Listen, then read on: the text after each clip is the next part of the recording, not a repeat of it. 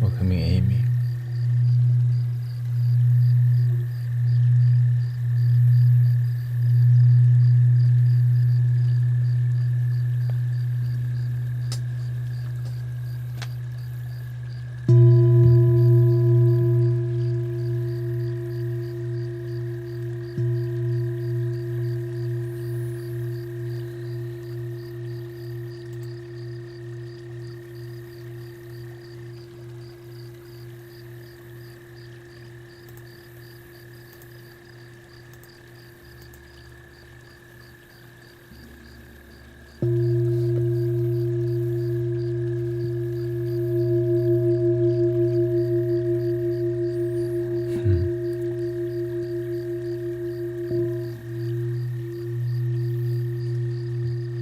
Welcoming James Suleiman. What did you?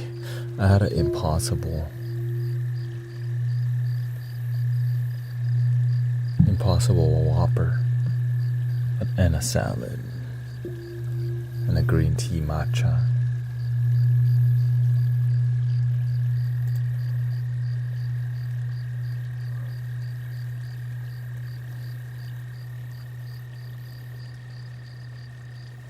Had some coconut water.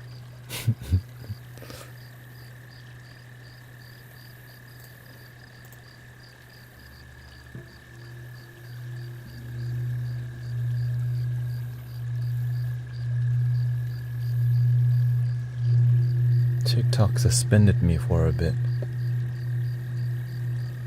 Why?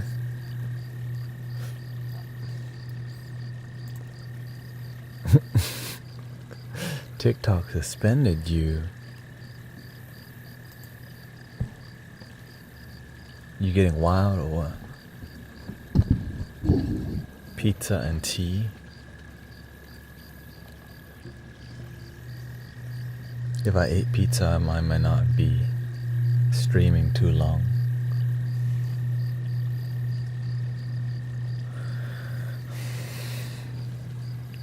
Okay. Did you get into it with somebody or what?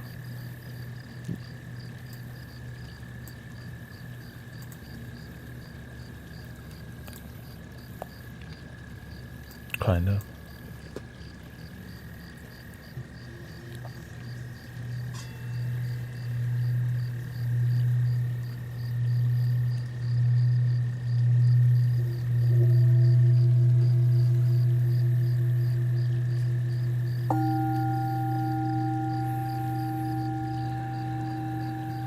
Thank you, Rebel Oracle.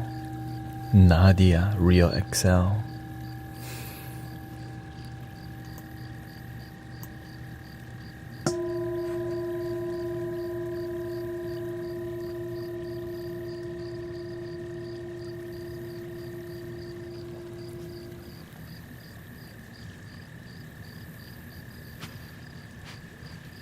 Forgot to hop over to Twitch.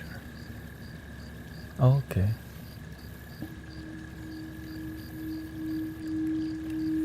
It's okay. I multi-stream anyway, so.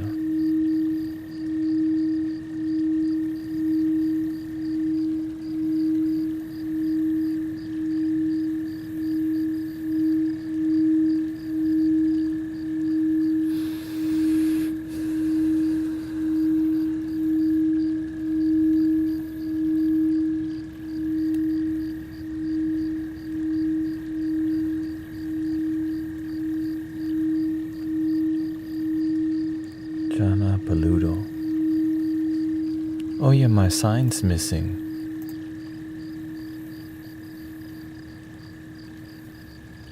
That's what's missing. What happened to my sign? I guess I was editing it and then it disappeared. It was supposed to say I tried to change it. Only scammers.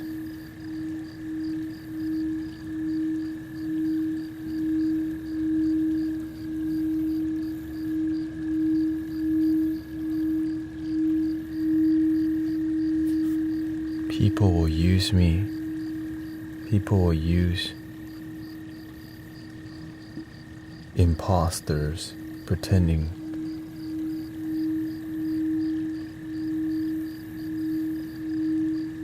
Scammers pretending to be me will try to take your money. Something like that. Right.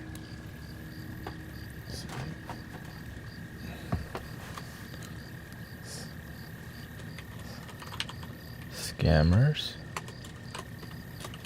pretending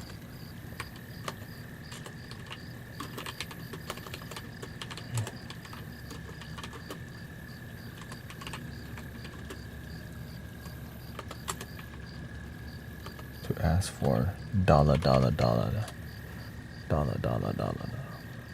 Lately it's been scammers pretending to be me.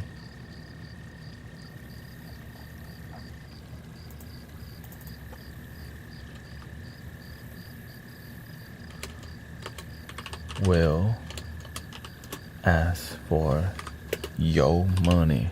There you go. Is that more? Is that clear? Hey, hello Guru Tenet September.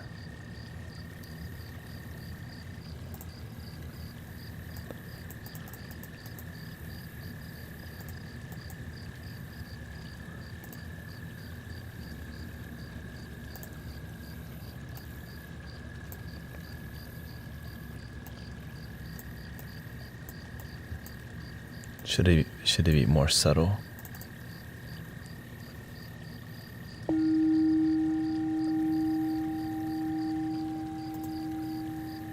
I think it's working because people have been reporting less of it lately. Let's see here. Let's reduce the opacity on the outline.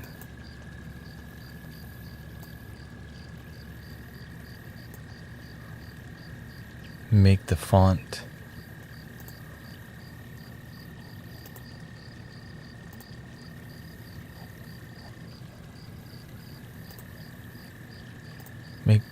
a bit more relaxing.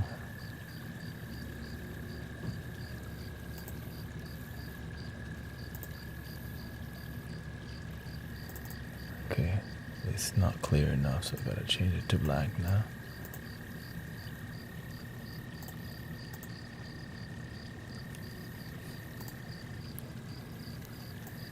Let me know if you can see it or not.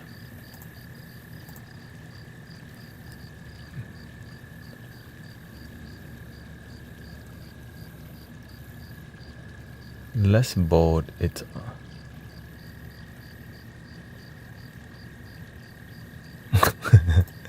yeah, Brother Tenet September right around the corner. I can make it less bold.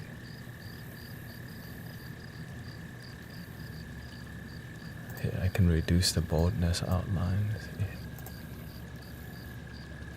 There you go. I think that's a bit less intrusive and still readable, you think?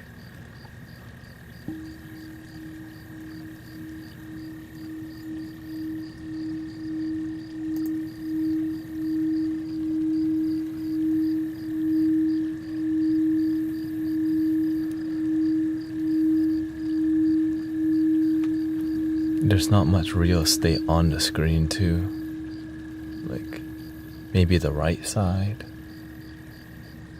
No, leave it. Should I slide it over? Here, is that, how's that?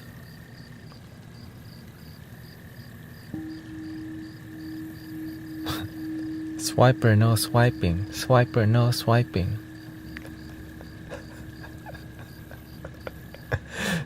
Swiper, no swiping.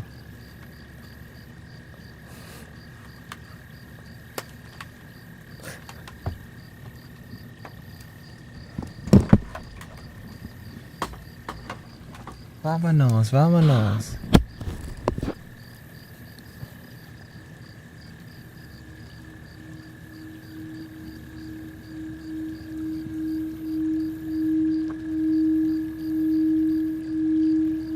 Swiper, no swiping.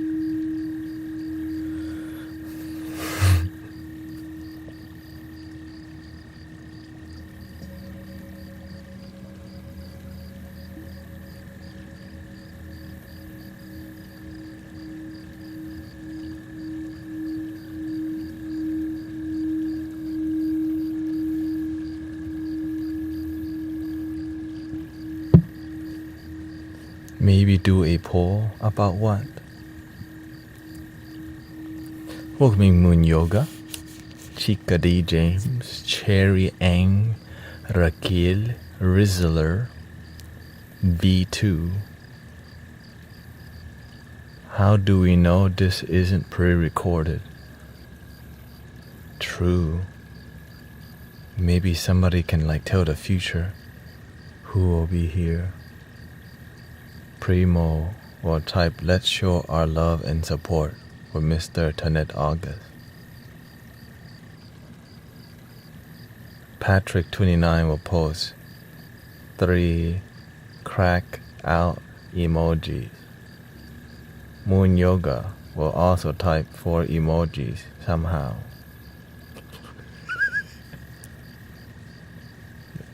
We're supposed to be serious right now. This is supposed to be Zen.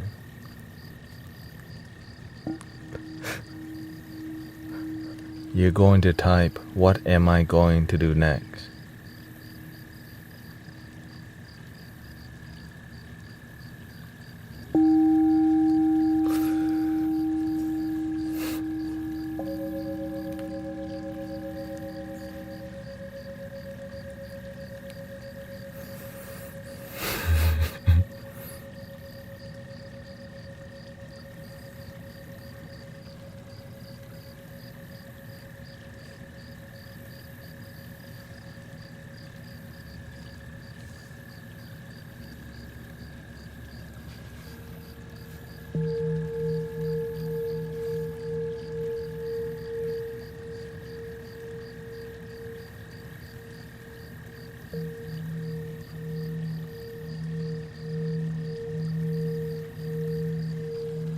No, it's okay.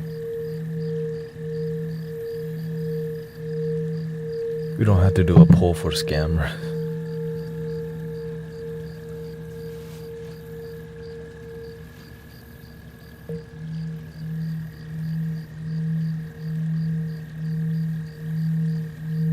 That's enough attention. Scammer awareness alert. I'm very upset. I was crying almost all day. About what? Why is you crying?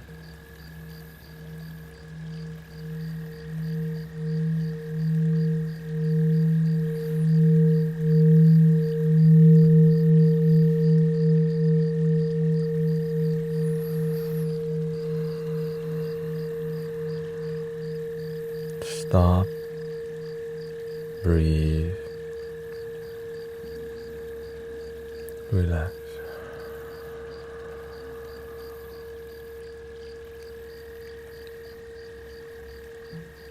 Yeah, no, we don't need to do a poll about it.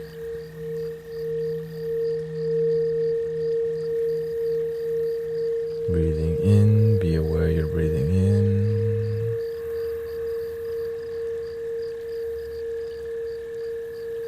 Breathing out, be aware that you're breathing out.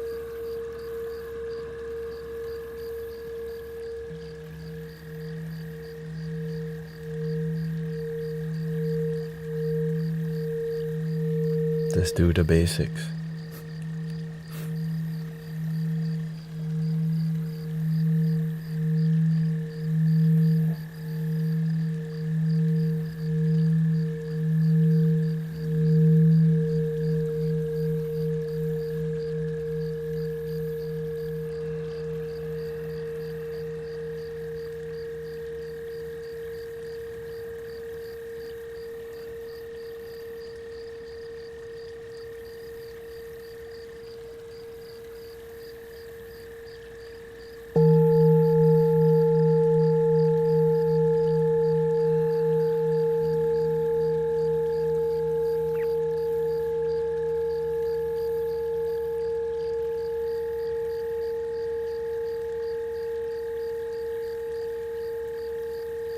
this moment, everything is fine. Try it.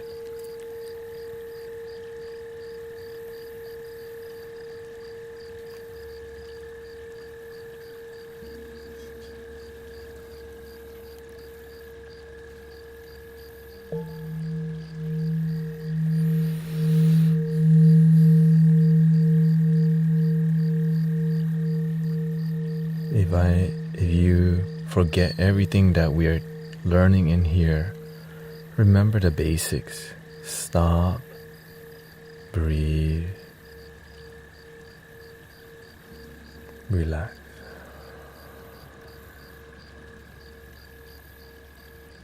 The ultimate basic.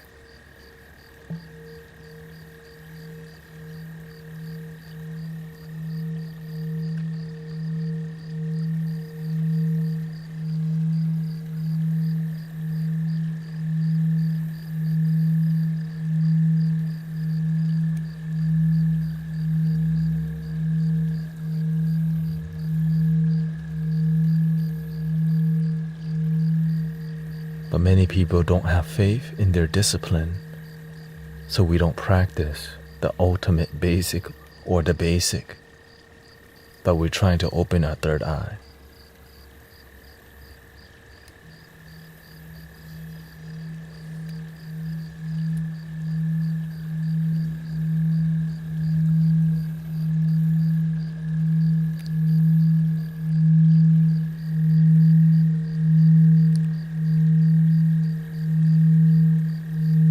Welcoming Nina, KK.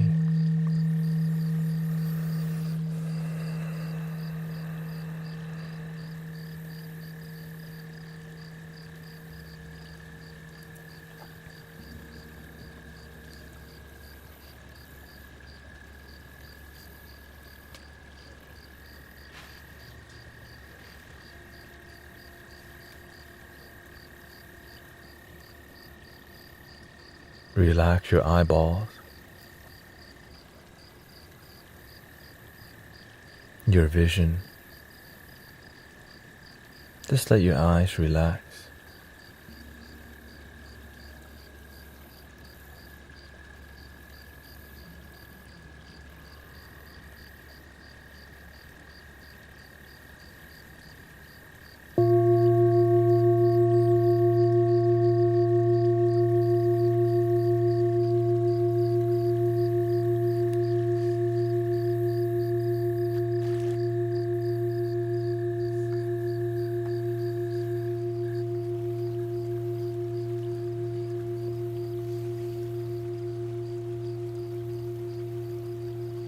Breathing in, I'm aware that I'm breathing in. Breathing out, I'm aware that I'm breathing out.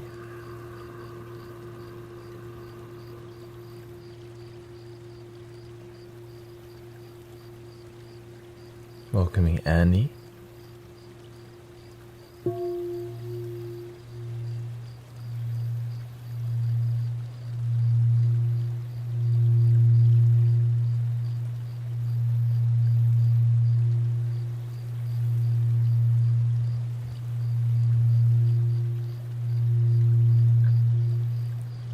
Via is on YouTube. Welcoming Miramaki,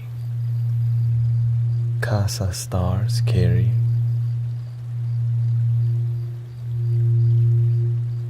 You need more power? More power.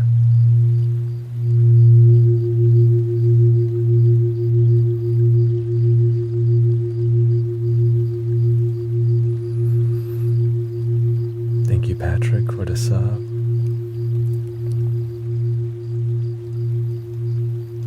Honeybee.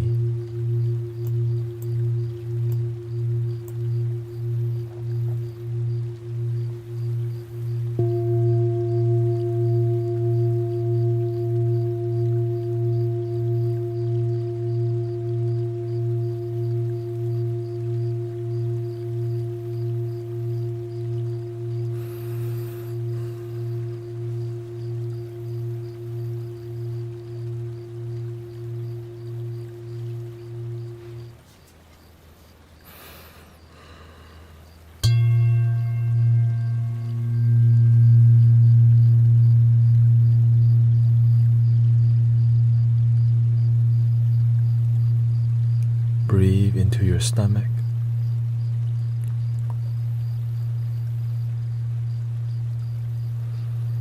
Relax your whole body.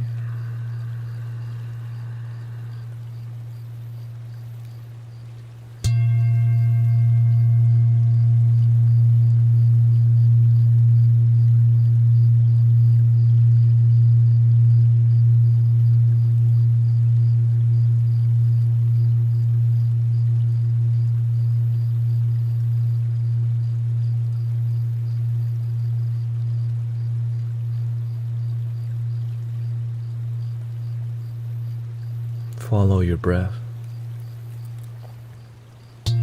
We're here to relax. The internet doesn't want us to relax.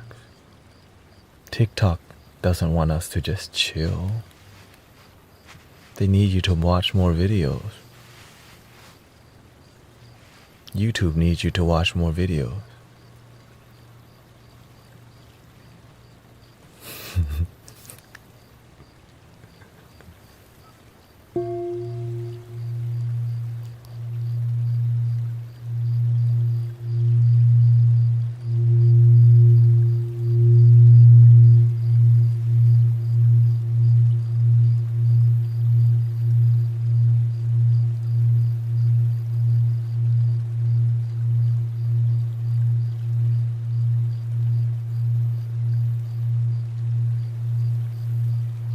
Be in the present moment where everything is clear,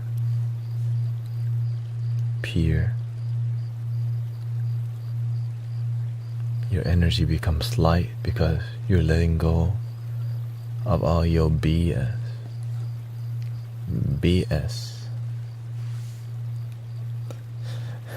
And some BS is some real BS.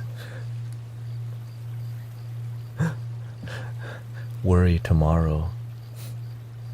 Today, can you just worry about it like tomorrow at 6 a.m.? You know what I'm saying? Wait till 6 a.m. tomorrow and worry.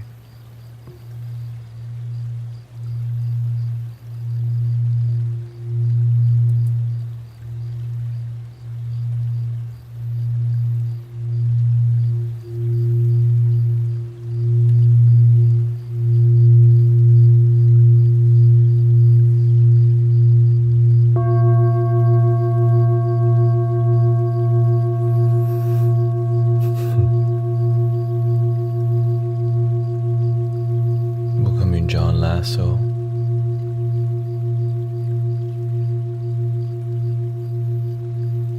Riri.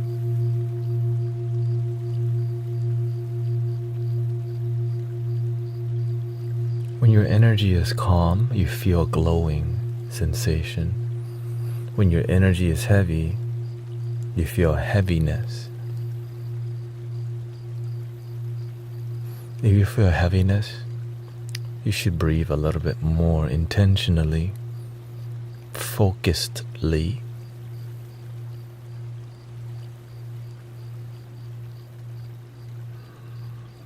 And make peace a big deal.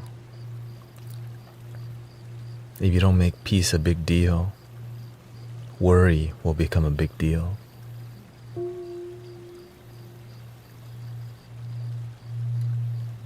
When you spend time worrying, you get stuck on the problem instead of be open to solutions.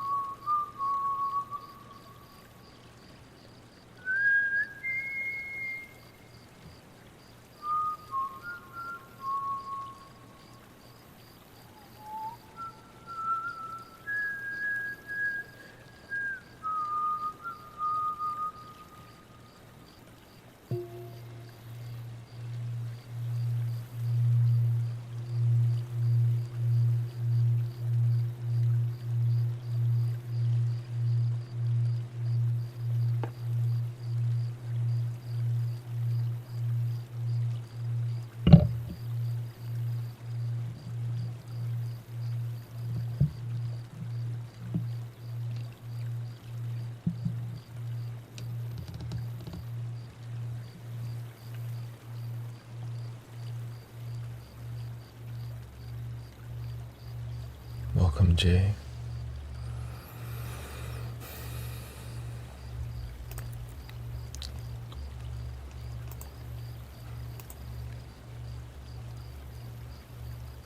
What kind of flute do we need?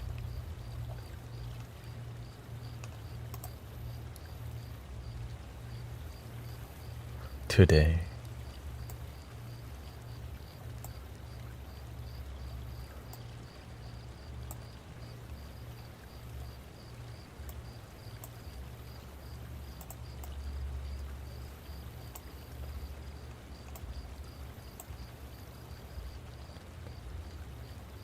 Thank you for being here for world peace.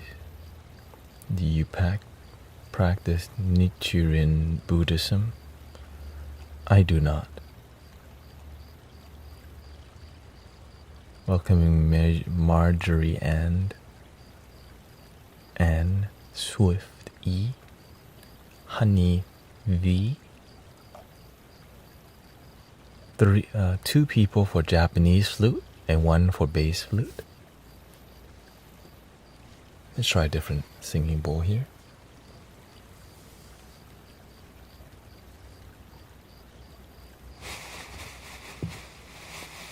One for Egyptian flute.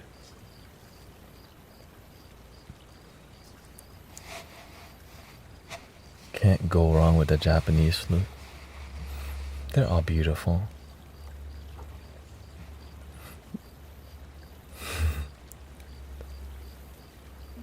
Love frequency bowl.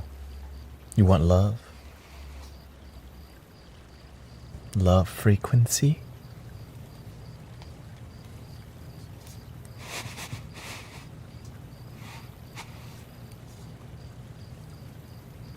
Here's a love frequency.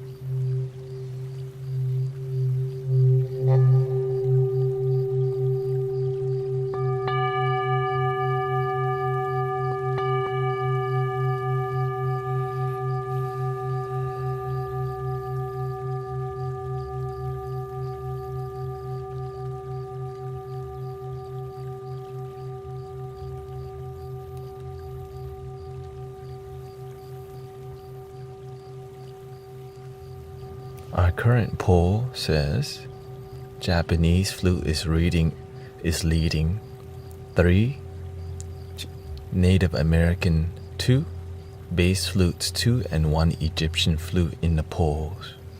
If you feel like, is this a grounding bowl? Yes.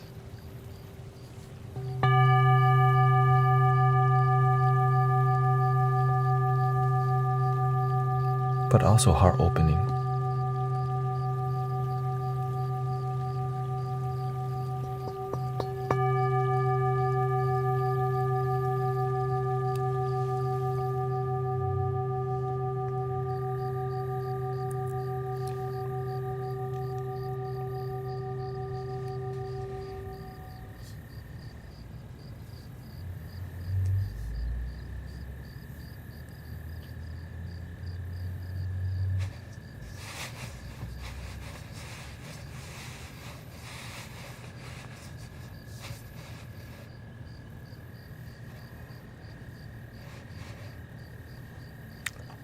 What is the score? 4 for Native American flute, 3 for Japanese flute, and C for bass flute. So we're going to start with 1 Native American flute to heal, to help people process a little stress and sadness, and with 1 Japanese flute that maybe will bring up the energy.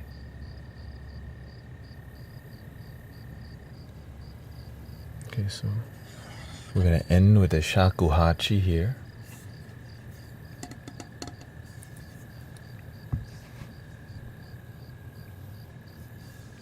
And start with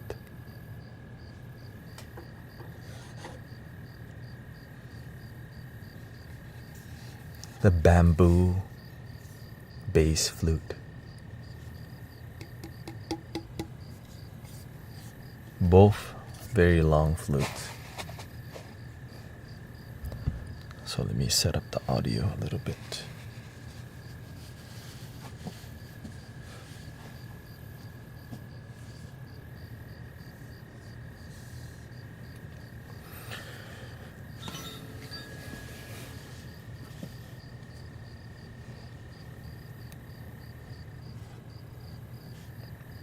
So 1 is a B and 1 is an A. Okay, Native American flute. This is a minor scale, I think, and this is a Amara scale. So we're gonna set up to handpan so that we can flow into the handpan, because it's a magical experience to flow into the handpan. From what I have observed, it's impressive, you know? Magic.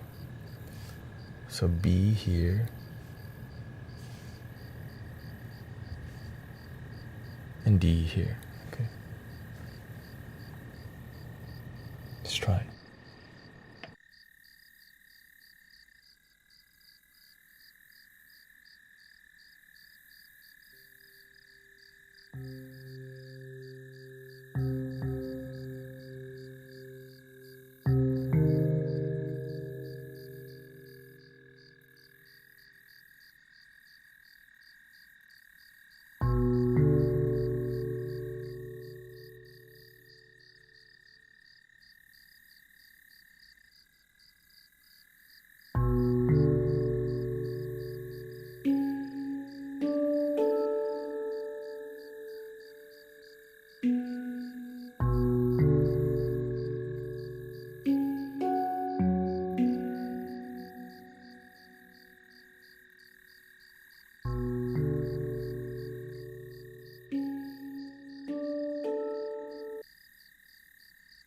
Now we're going to set up Amara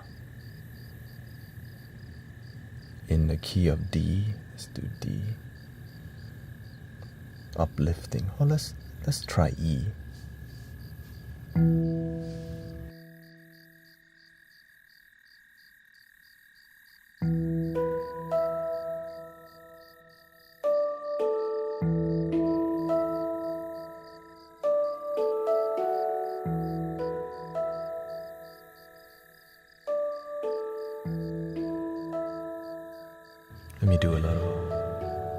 Let me test it out a little bit.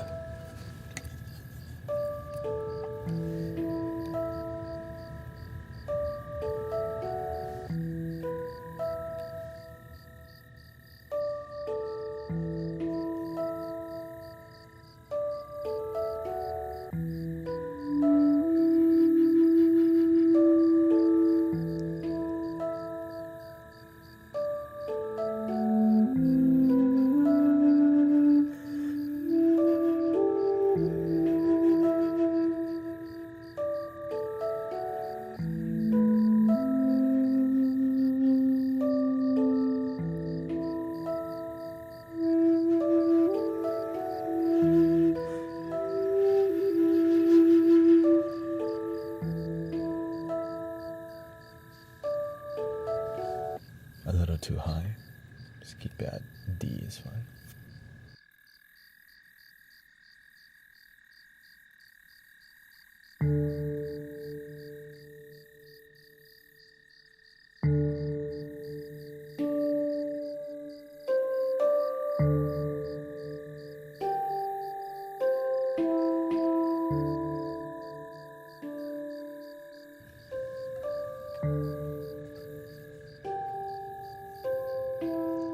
I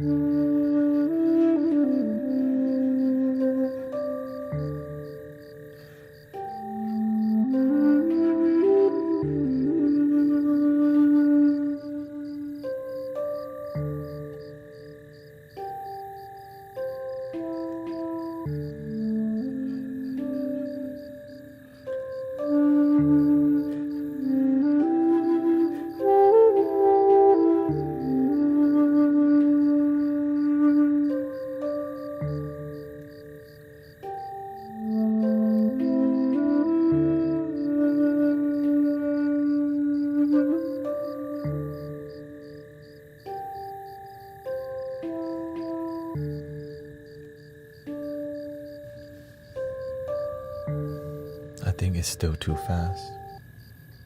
Okay, let's try again. Lower the speed to 45.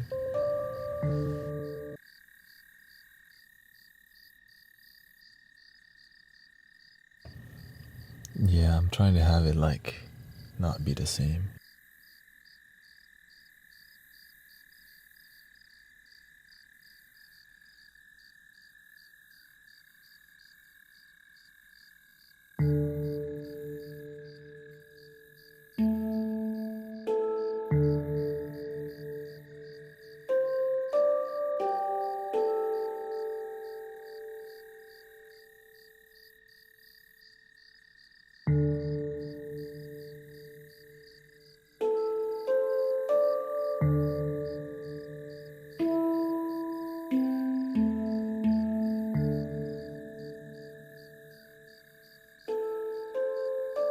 Welcome Zen Master Mike, nice to see you here.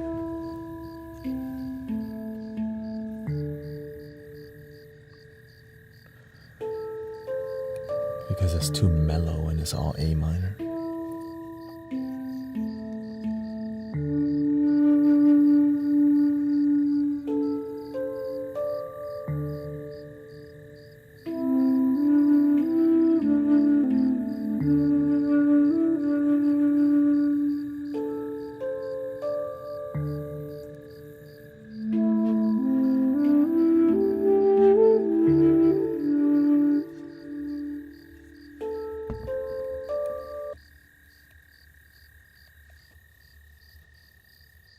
Gotta go do the other one too, the B.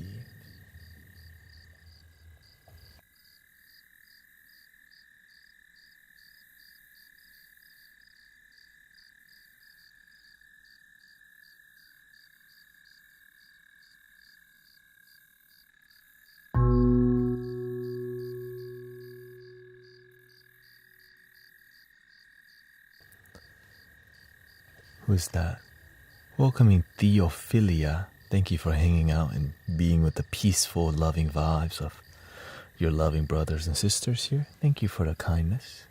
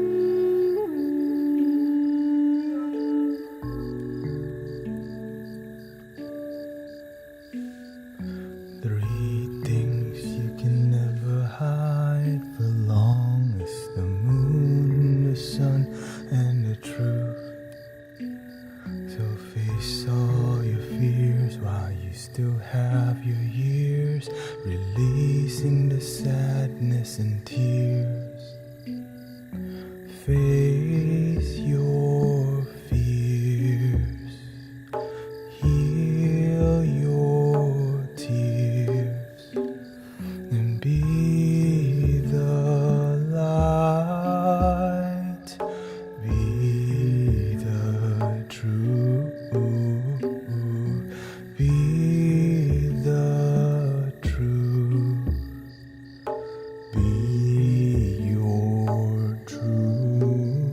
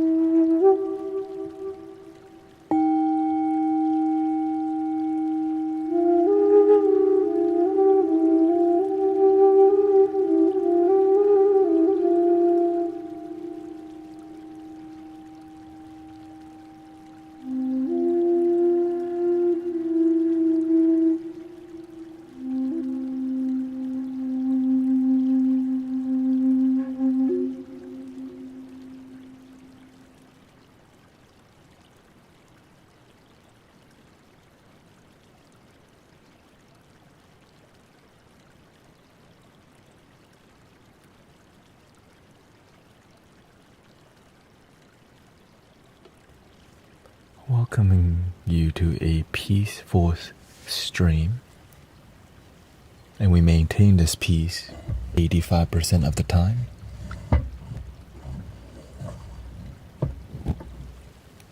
%90. Unless we have some random disturbances. Sometimes we have negativity in life. That's called life, right? Life without negativity, you lying. Positive vibes only, you lying. Positive intention, are different, you know what I'm saying? They're different. I'm different, yeah, I'm different.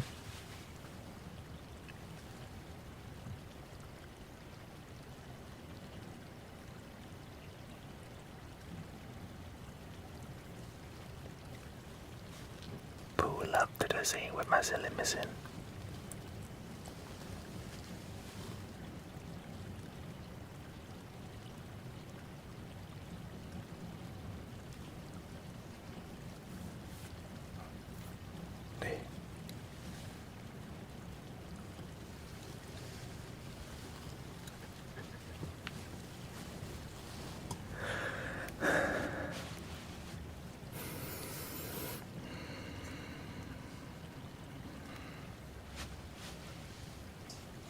How do you feel after that?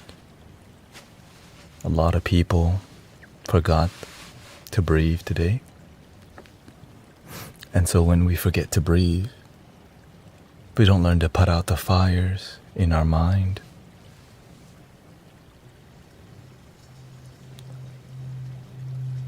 How was the skate? It rained. But I did skate this morning. Rollerblading. And the wheel came off, so I took the time to maintain it a little bit.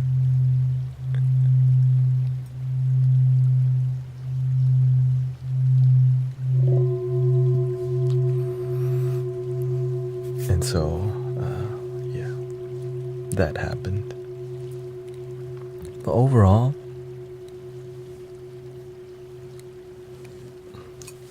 keep your body moving. Movement is medicine, right?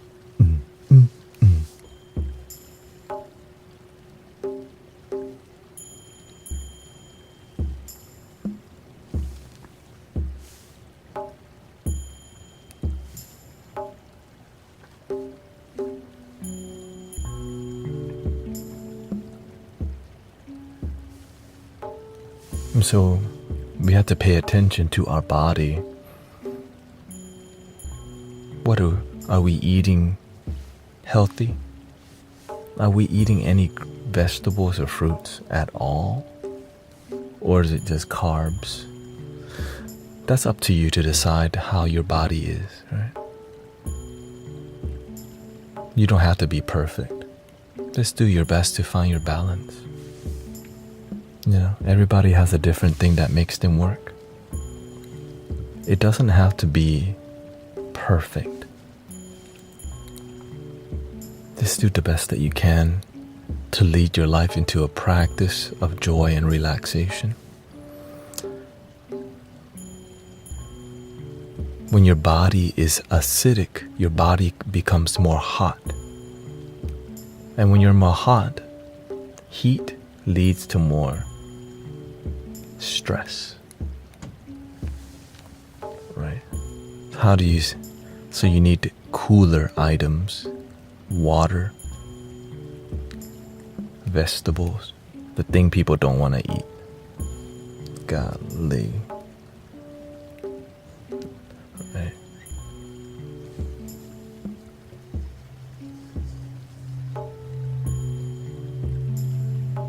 The thing people need to eat, they don't want it. I get it.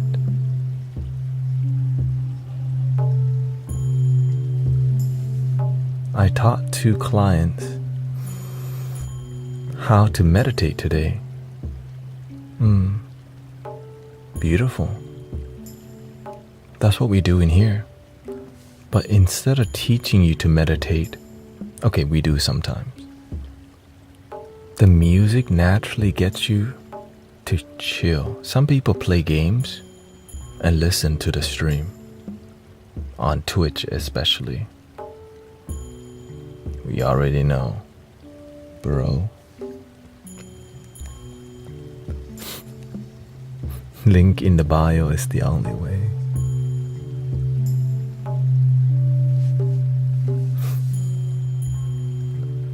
Lurking while playing games, yeah. And so it's better than not being in a relaxing background, you know?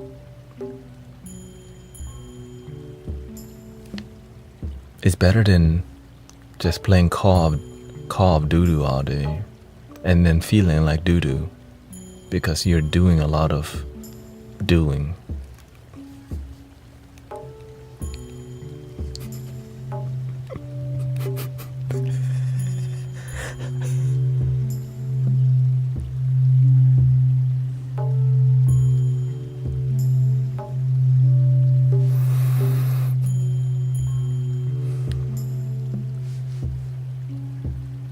And so in our yoga, maybe we're driving somewhere.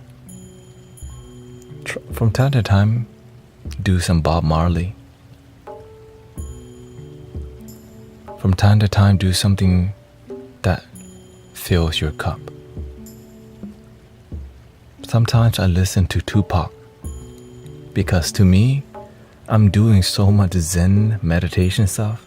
I need a little pinky up gangsta style, you know, to make me feel, to help me ground to the park. You know what I'm saying?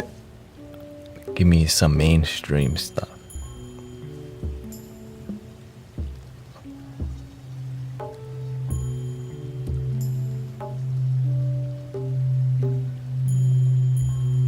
Have you ever listened to Tool?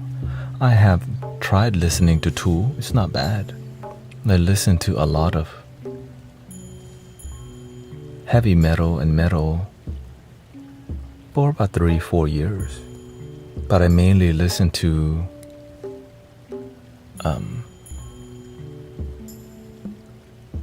Linkin Park in the past. And I listen to the popular Let the Body Set the Flow. Let the body set the flow.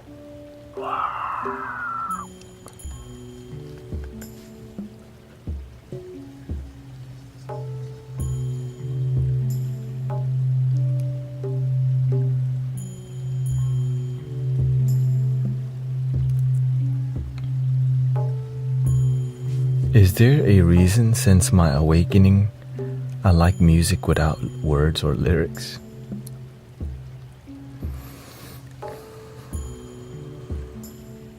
It's because words come from the mind. In silence, it's easier to be more present when it's just vibrational or instrumental.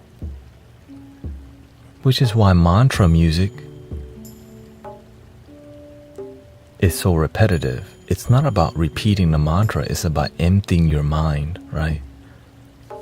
Hare Krishna, Hare Hare, Hare Krishna, Hare Hare. Any song that's repetitive.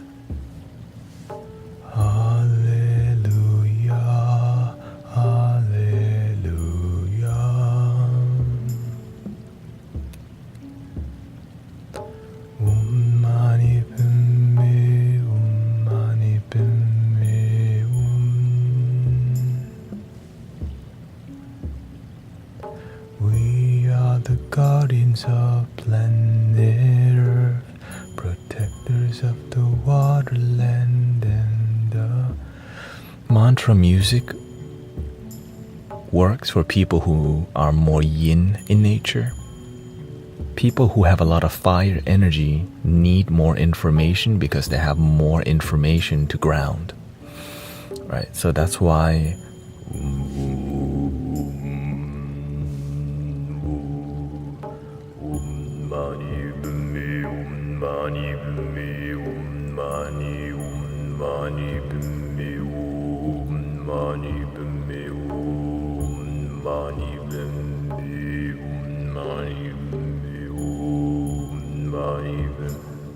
because there's more energy alive. So speeding it up, right, for the fire people,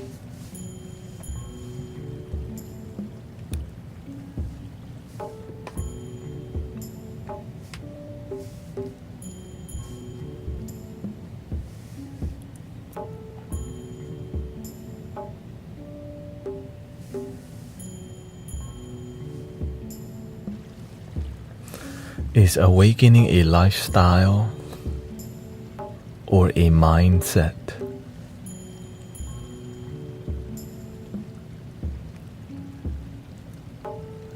Depends on where you're at in your journey.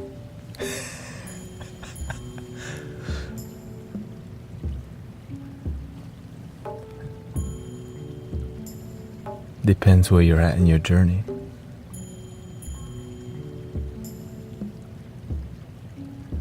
You can ask one person and they'll say both.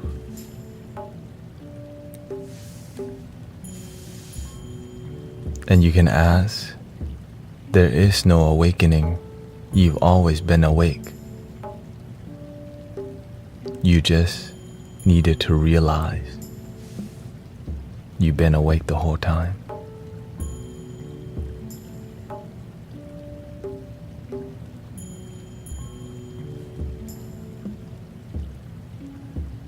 You're just not here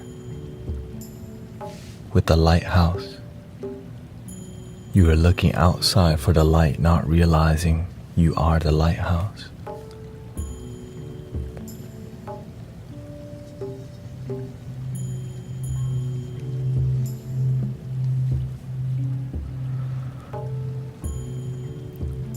What is the third eye?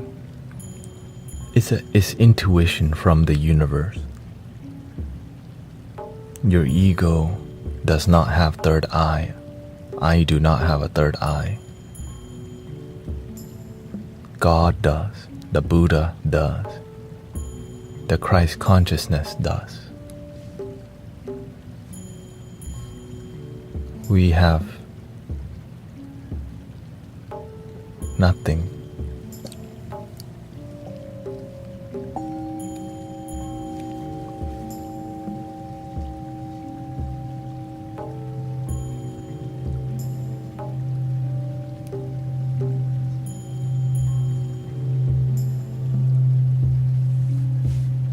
Is the stomach, you mean your gut feeling?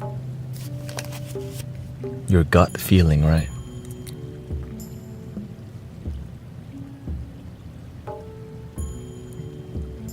Your gut feeling, it leads you to a deeper intuition. In the beginning, it comes from like, you're not used to believing, so you have to use your gut feeling. As you mature, you just, somehow the knowing just happens. You don't try to know. And then that's when you naturally are hanging out with the Buddha, with the sacred things in life. But of course this is a bit more advanced, because as you get more advanced, it becomes so abstract that it doesn't make sense to the mind. And so as you get deeper and deeper, things begin to not make sense. And you still have to keep going when it doesn't make sense. It doesn't need to make sense. But if you become attached to things making sense, you hold on to them, the ego, what you know. And some people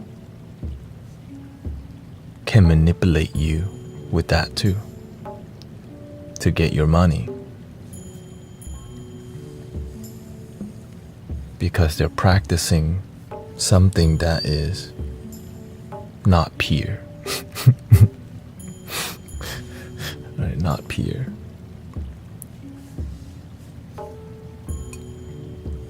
And so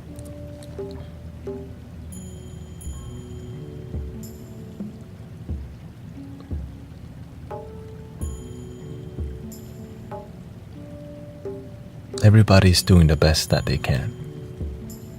Because we're looking for great leaders. We're looking for a loving community. We're looking for people who are genuine, you know? And sometimes you think you find them, but they ain't. And then you get sad and you think, man, people suck. But even when people treat you bad, you can still practice the love of God. You can still practice loving people, but from a distance. And when you have better boundaries with people, you start to find those people who've been used by people too. This is why this community right now has so many genuine people who've been used. Because like we're good-hearted people, and we're like, yeah, they used to use us all the time. And then when you find your tribe, you're like, where has this been all my life?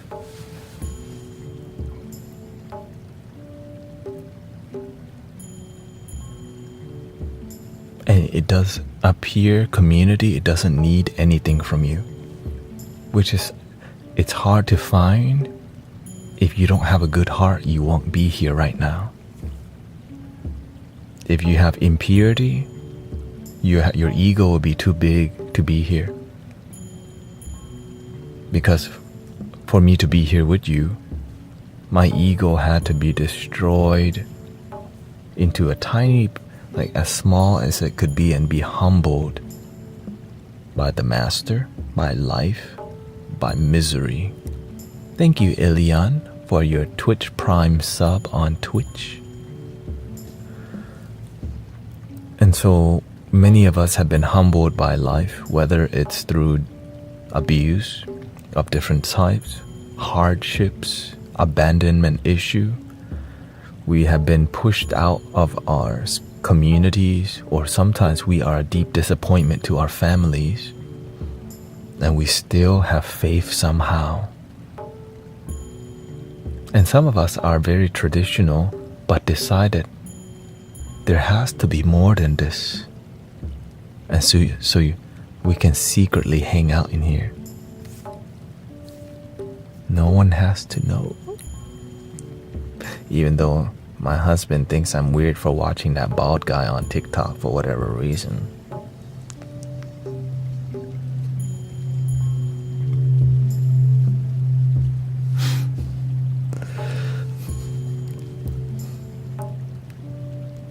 We know.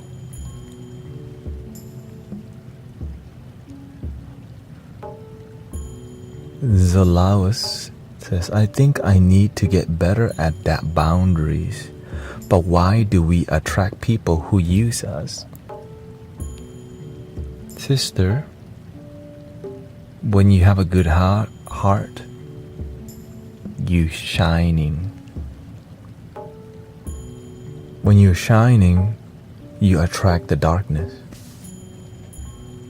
They come looking to see what can they get from you.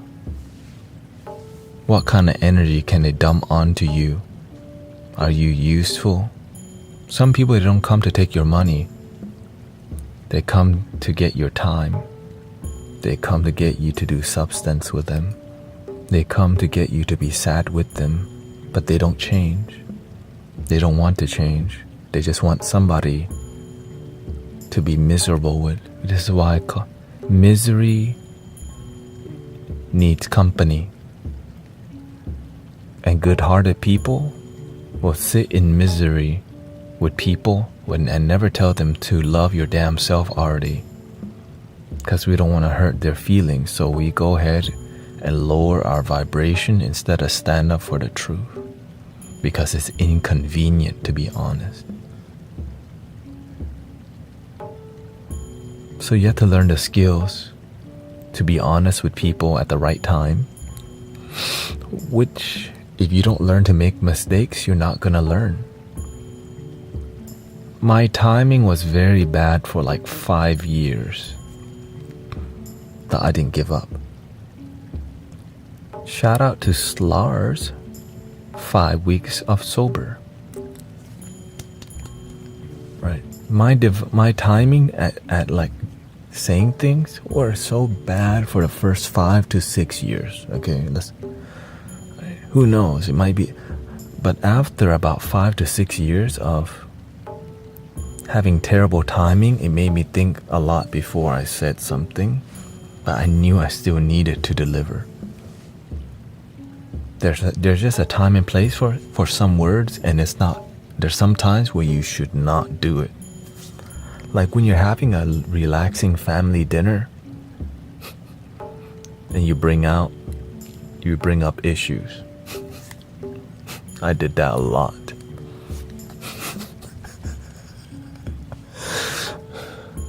But hey, it takes guts, right? Guts. In the beginning, it's guts. Like, I'm scared, but I'm gonna do it anyways. I don't give a crap.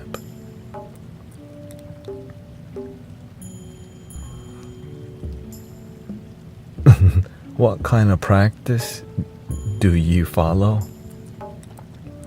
I practice love and happiness with result. I don't just label myself happy person.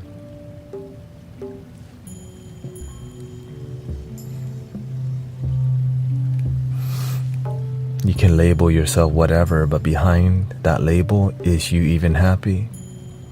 That's the difficult part. No one knows but you. And if you're not true to yourself, you think people don't see it. But when you're around loving, supportive people, spiritual people who are grounded, it's because they used to be just like you. We're more alike than different. So when I look at somebody's eyes that's depressed, lonely, thirsty for love, I see my old self. Because the energy is the exact same. Low vibration, a little dark energy. You're looking for the light, but you don't even know it. And that light is within, but you're looking for the thirst outside. And it could never be quenched if you don't go within.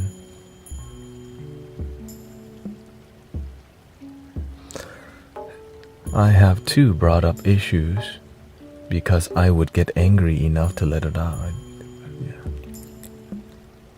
This journey is not easy, and that's why spiritual community is something that makes it a lot easier. It makes you not feel alone. My first spiritual community that I felt like after realizing happiness within, I grew up with Buddhism, but the results were not that great. It led me to substance and I don't know, I just slipped through into misery, right? So I live streamed with Michael Beckwith,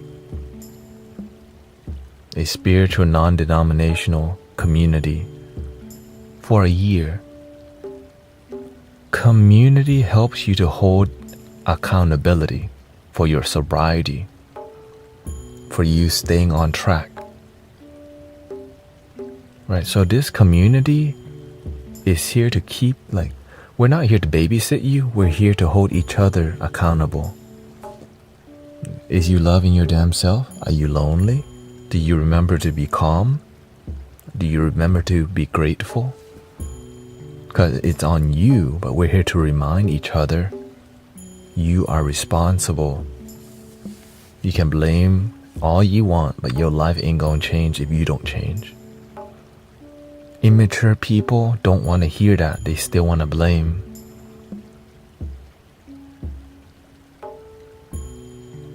But when we realize blaming ain't gonna change a thing, what you gonna do now? Keep blaming? Keep blaming your father and mother and be the same? Keep blaming your abuser and continue to be sad forever? Or find a way to forgive and be free?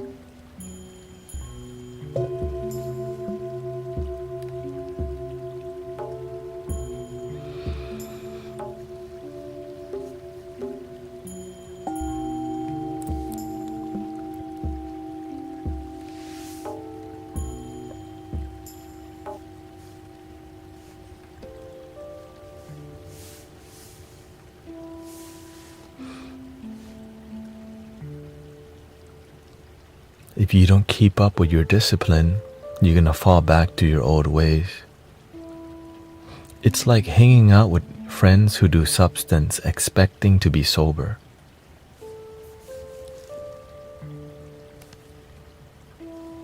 If you are surrounded by people who still do substance and you're trying to be sober, your success rate won't be very high. If you're trying to quit drinking and you're still hanging out at the bar, like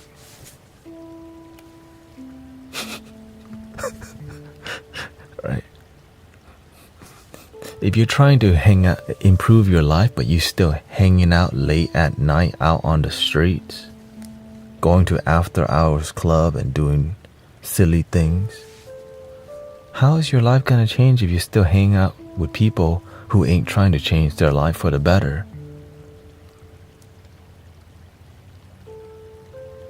Some of your closest friends are the people you need to divorce. Like some of your best friends gossip the most and they dump energy on you the most. They treat you like a trash can. And some of y'all do that to your friends. You drain people because you don't learn how to let go on your own will. And so you have to learn, or else people ain't want to hang out with you. You drain people. Why the hell would they want to hang out with somebody who's draining them? And then you wonder why they left you. Because your energy is terrible. They don't want to tell you because they don't have the guts to say it. Because you still hold on to your sadness and you don't realize it. But we can let go of our sadness and be open to love and peace and joy. It's never too late to let go and let love flow.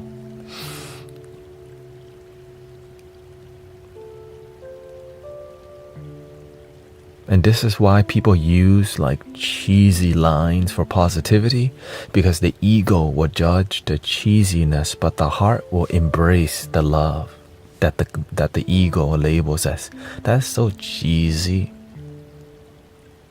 Because because that's what it takes. In the beginning, I used to think the same thing. Man, this crap is so cheesy. Let go and let flow. Let go and let love. Love your damn self, right? And the ego, it acts like that in the beginning because it's so negative, it doubts, it fears. But when you like are tired of being miserable, let go and let love.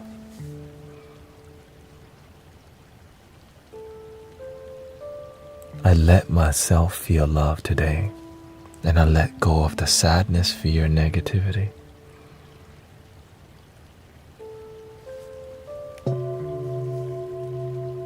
Yeah, in the beginning when you see all these cheesy signs from Marshalls, seize the day, be in the now, it's so cheesy. But when you become more aware, you're like, they're trying to drop a little wisdom everywhere, but many people who aren't looking for wisdom will miss the symbol, will miss Jesus, will miss the Buddha, will miss the Native American flute in the background trying to tell you slow your butt down.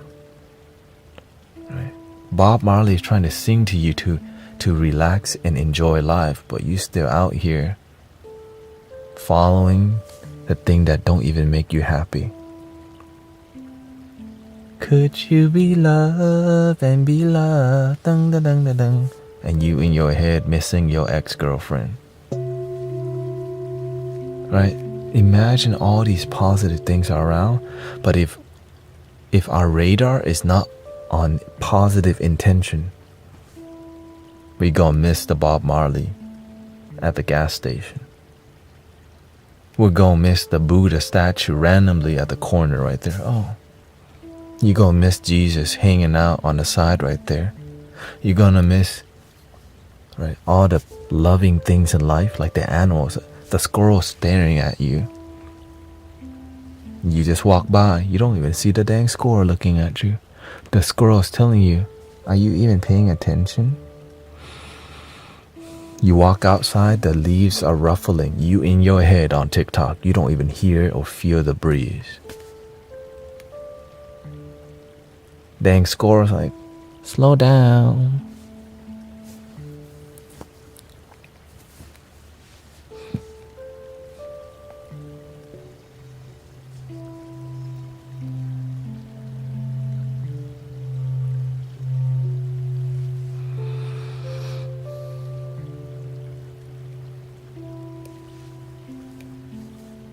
And that's why this stream is here.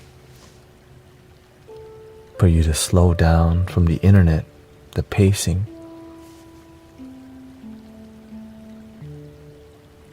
That this community is here for you to have people to hang around that is positive, that's loving, and that isn't needing anything from you. And you don't need to change religion. Just relax, be open, and if you don't like it, eventually you will leave. And if you like it, you're not gonna like everything we do. Many people do. Some people don't like something. Some people don't like religion. I respect religion. You don't have to. But we respect because it's love. We understand that it works for some people. Money is good, but don't let money manipulate and use you. If you just live to make money, you're missing the love part.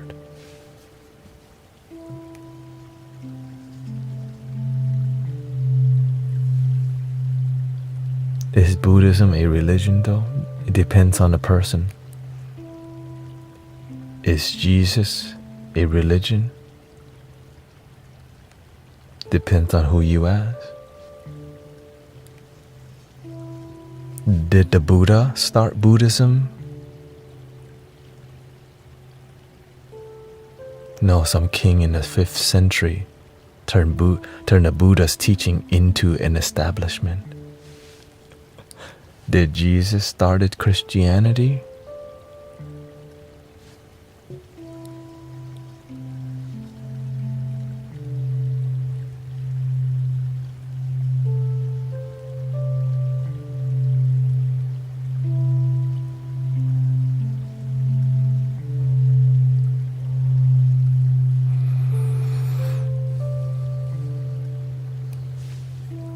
This is why I just tell people,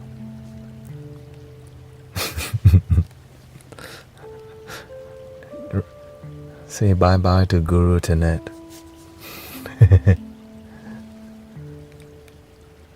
That's why we just practice happiness with result. Many people pray to God, but they don't do the work. Right? Many people pray for happiness, but they don't practice gratitude. Many people pray to lose weight, but they don't eat vegetables. You can pray all day, but the result is right. But many people will continue praying because sometimes we got the wrong message. And so our life turns out in a way that doesn't fulfill us. And we continue practicing the thing that don't have result.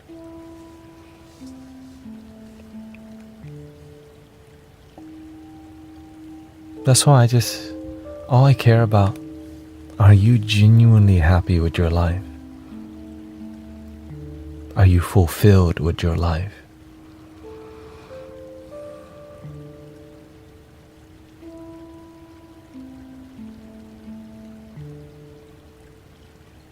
Because when you feel fulfilled, you start to see other fulfilled people.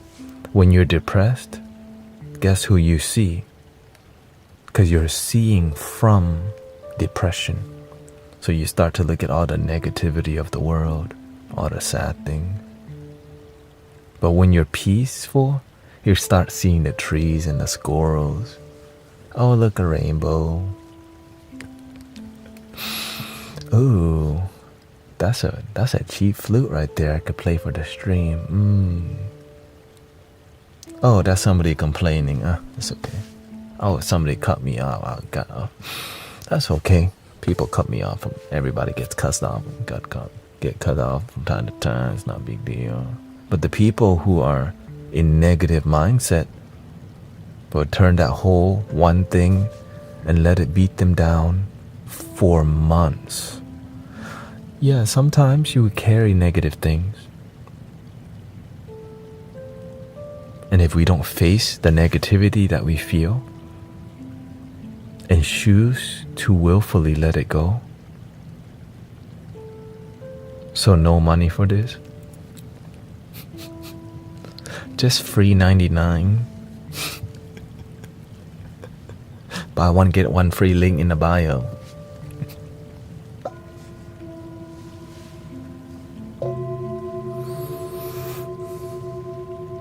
Thank you for the dust on the wall.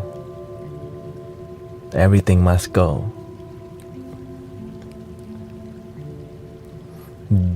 Do you still do tarot readings? Not anymore, because many people use me to scam people, so I just quit doing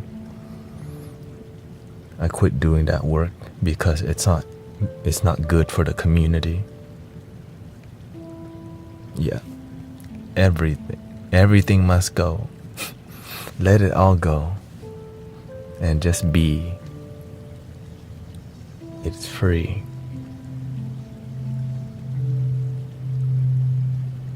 You know what they say? La-di-da-di, we likes to party. We don't cause no trouble. We don't bother nobody, yeah.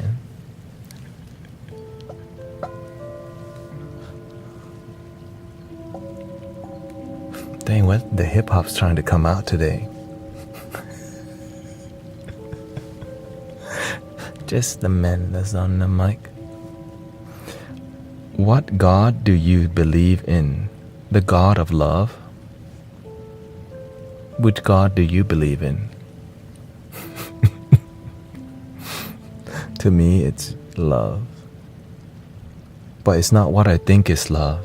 It's the feeling of love. That's just within our heart. Your inner Pak is coming out. Jesus Christ. Well, shout out to Jesus Christ. We respect all walks of life, all religions in here, because that's what loving people do.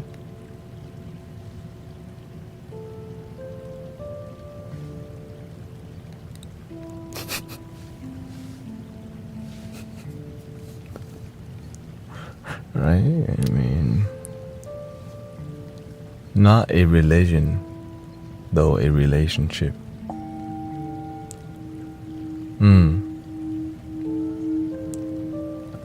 Amen to that. How do we find love within? One breath, one day at a time, through gratitude for the simple things in life. Like your feet. If you did not have feet, You ain't walking nowhere. It'll be really hard to drive a regular car. You'd have to modify a car, extend the pedals because your feet missing. Just you having feet, that's a miracle. Because some people don't have that. What if you question everything about life?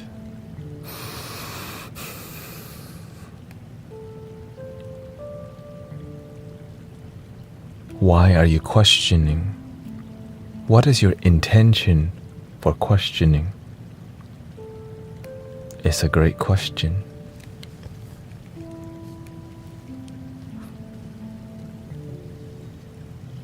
What are you looking for? What are you seeking? Because what is the purpose of life?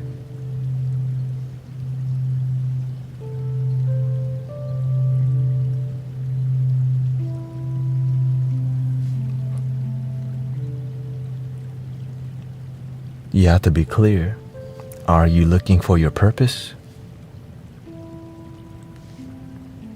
If you don't know your purpose, you should start studying people who seem or you feel have purpose.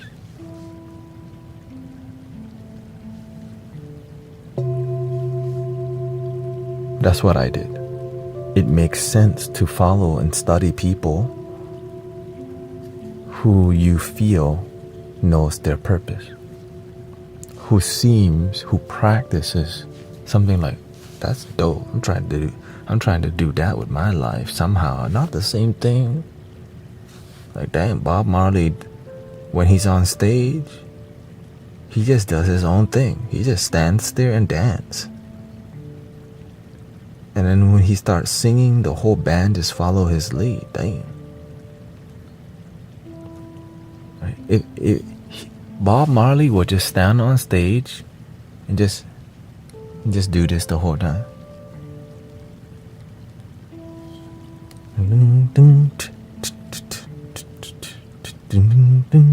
You're like, what kind of performance is that?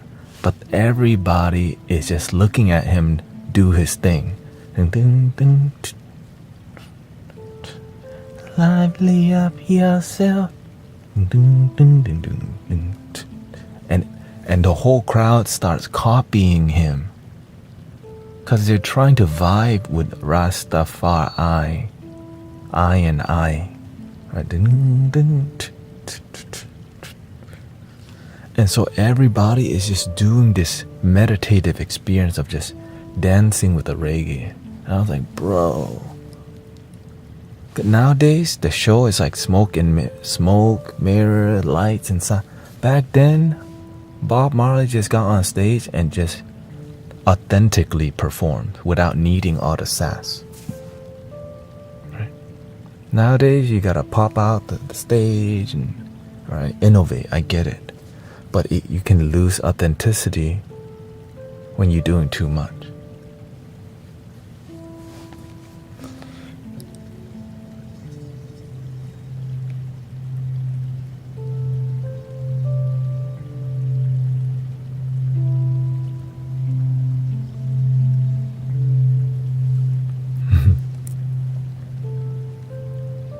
We're all looking for our tribe, our people, brothers and sisters that we feel we're on the same page with, that we can open our heart with without feeling somebody's gonna come after us or getting cancelled or whatever nowadays.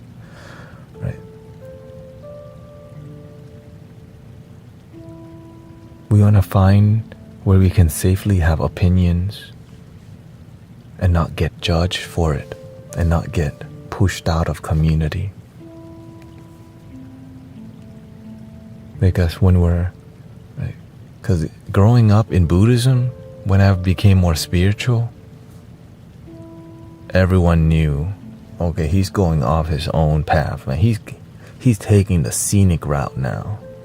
Even my family in Thailand knew, oh, he's becoming a yogi. right? They knew, but right. And in the beginning, my mom thought I was changing religions, becoming Christian. I'm like, I just believe in love. But people don't know what that means to just believe in love in a non-religious way.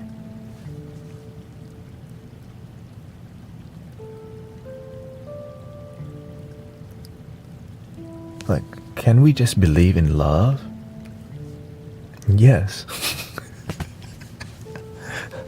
One love, one love. Like, yes, the answer is now. Well, for some people, yes, Jesus Christ. Great, it's still love, and you can still. And so, what kind of love unites all? Unconditional love.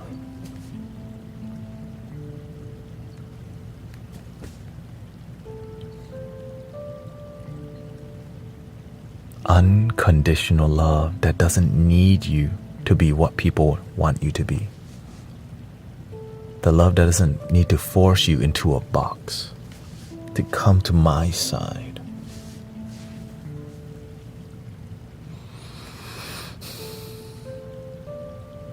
Dog love, puppy love, happy kitties. Do you practice Tai Chi? I don't.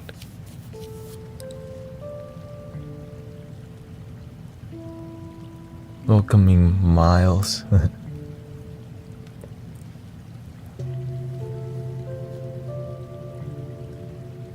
It's so simple, but when we become attached to ideology, politics, religion, what did Bob Marley say? We sick and tired of your ism, schism, game, dying, go to heaven in the Jesus name, Lord. We know and we understand Almighty God is a living man.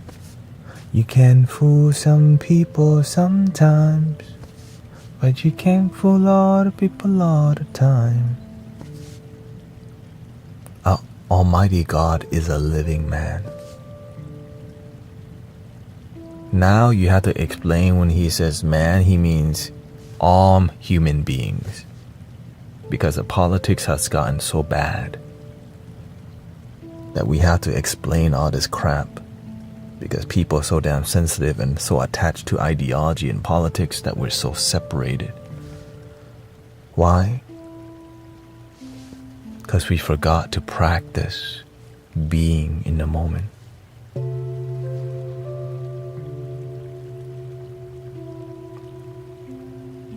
We have been captured ideologically to divide, to be. They don't just conquer and divide people and religion, but they conquer and divide our. Emancipate yourselves from mental slavery. None but ourselves can free our minds.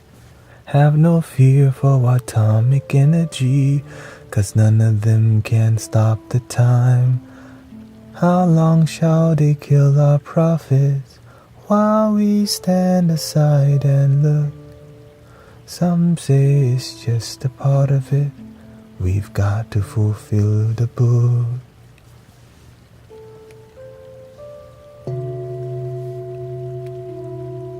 Real revolutionaries. I just do what I can with peace and love. This is why I don't use political words at all, because I'm not here to play that game. Peace, love, harmony, unity,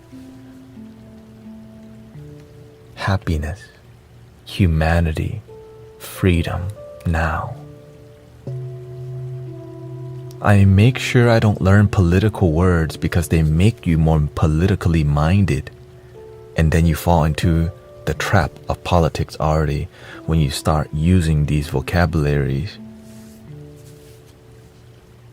Right? Gaslighting, I don't even use all that stuff. Why?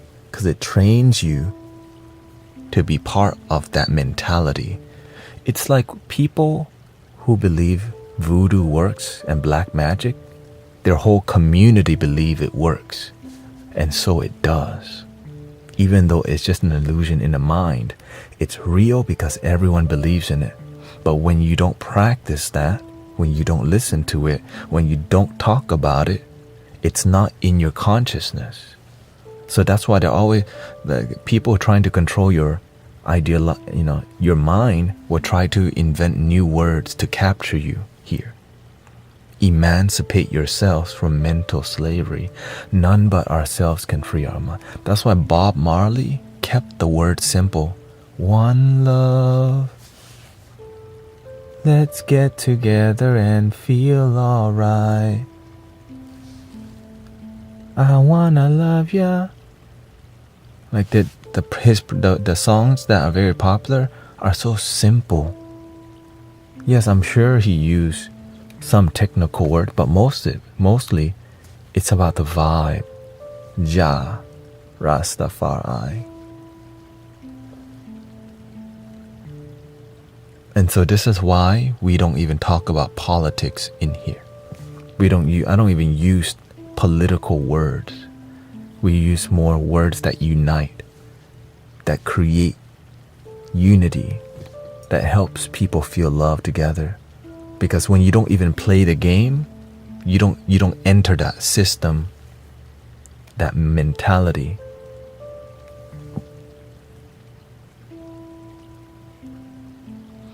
But I have to be aware of what's going on. Right? I have to be aware of what's going on in the world.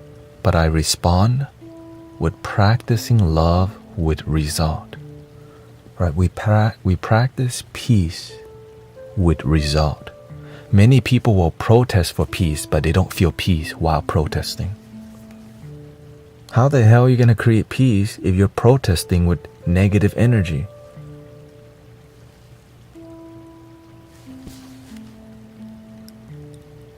You already played their game. When you played their game, you already lost. But when you stick with God, with Bob, with Buddha, with Jesus, with Mother Earth, with Krishna, your energy gets lighter, pure, clear. You feel the glow. Your skin gets better. You got less pimples because you're more happy. You sleep good because your mind's happy. You feel good because you breathe deeper. You're more joyful because you're not hanging out with people who drain you. You're spending time with positive energy than fighting for positivity. But some people you fight for positivity, but they use negative energy. But in here, we fight how? Breathing in.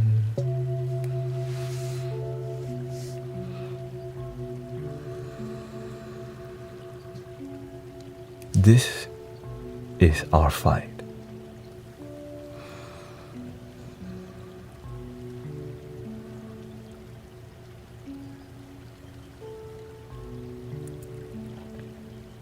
With peace. Because the energy of peace, that is true. It ripples through humanity because it's authentic. You can label yourself peaceful warriors of planet Earth and feel like crap within. That's bullcrap. Okay? And that's why I don't hang around people who identify as peaceful warriors of Earth. Right? Why? Because that's the good, right? That's a great label. Wow. But behind that label, what do you feel from them? Politic. They got captured ideologically. They show us a side already. But we're all one. I'm a peaceful warrior of Mars. Then hey.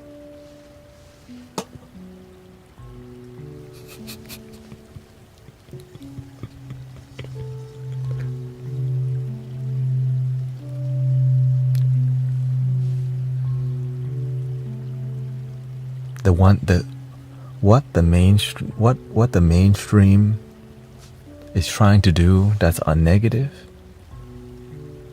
capture this thing. The moment they capture you ideologically, you're in the matrix already. You got captured. But when you are a free thinker,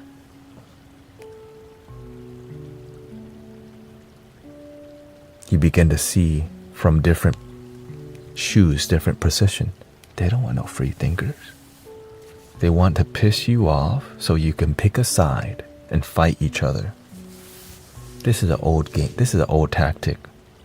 Even our ancestors had to go do the same thing. Fight each other.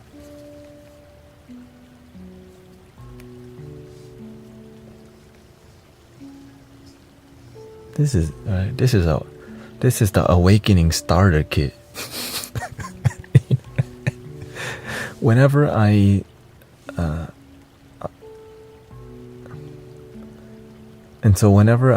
had the awakening process, I sat and observed the world and just saw like what's going on in the world. Why? I questioned everything. I started studying, and the darkness, I mean, there's some evil. There's really evil things. And there are profound healers on the planet too. Right? We know there's a lot of darkness, but the light workers, holy, like, that's what we're trying. That's our goal, is to be a light wherever we're at. If you in New York, you're the light there. If you're in Canada, we need a light presence there. Humble, do the work. Show up and help people unconditionally, but have boundaries. You don't have boundaries. Do you believe in curses? It depends on what you mean by curses.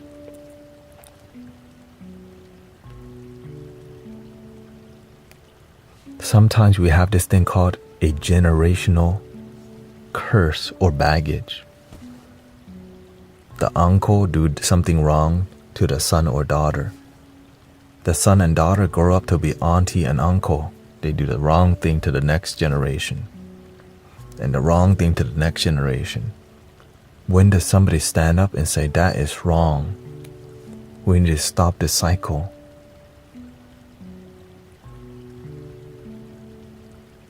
And that's why this stream is here, so that we can step back and see this is on our watch to help each other stop the cycle of suffering within ourselves and our family the best that we can.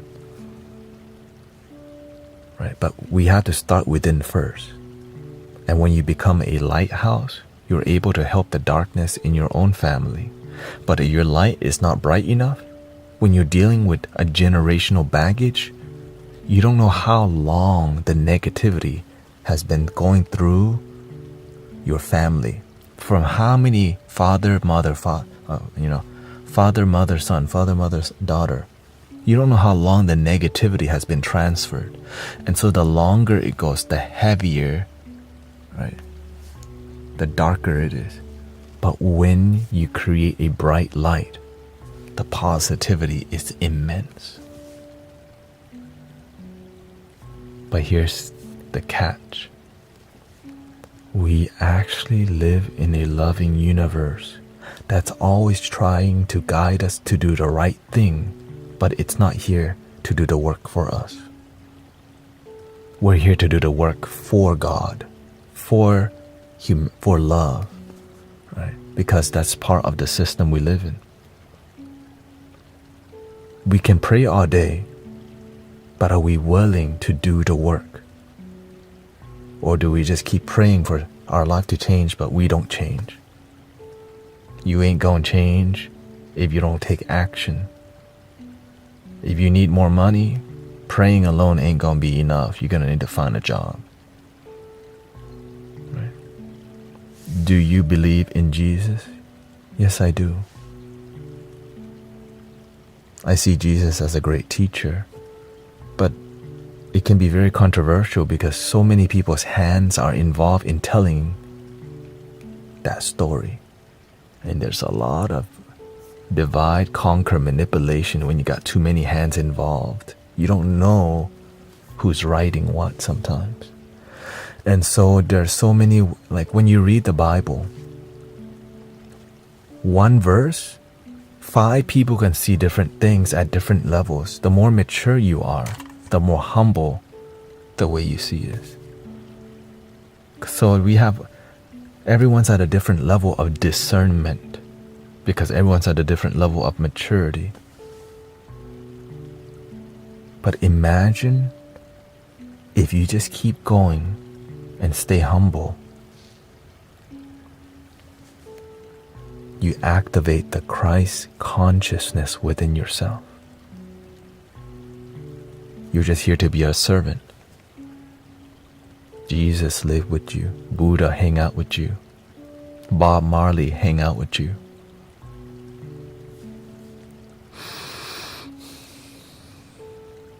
You're just here to do the work.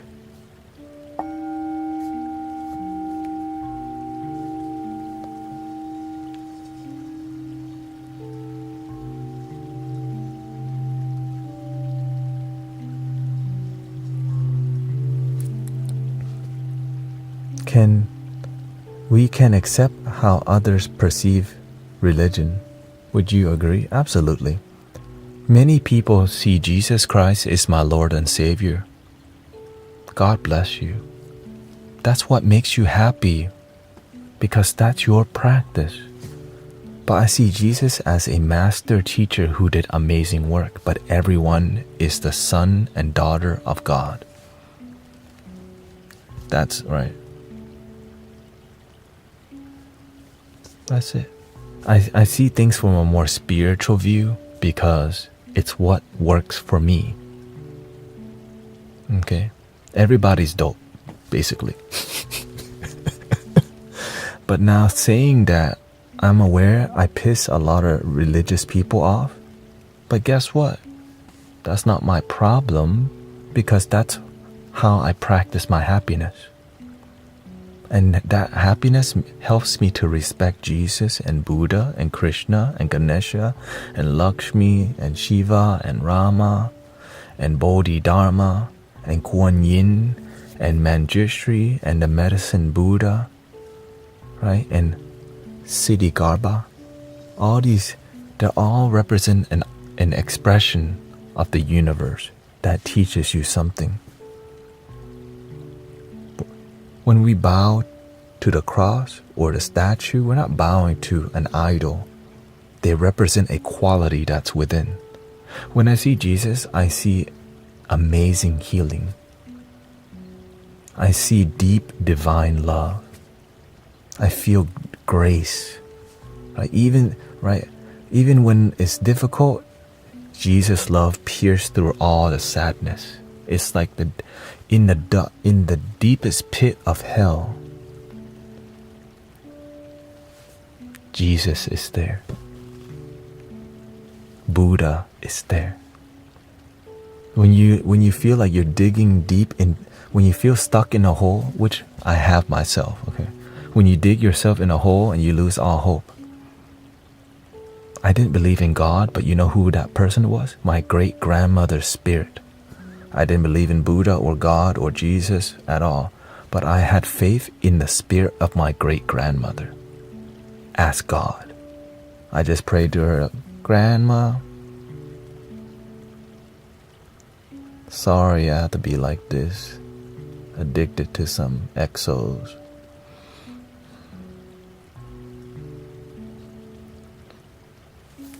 Because that was the faith that I had that worked for me. So my beginnings with believing in something beyond me was my own great-grandmother. Because every photo I see with my great-grandmother and I in it, she always adored me. And when you're sad in life, you just want to feel loved.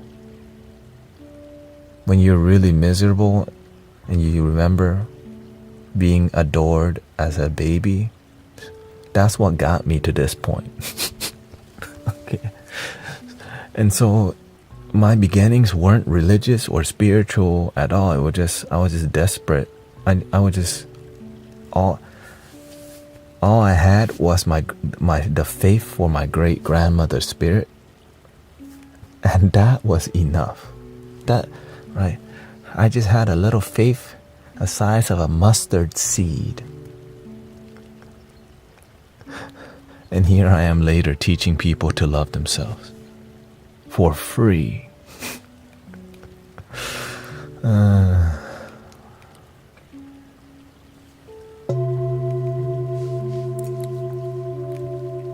Thank you. Thank you for being here, Young Susik.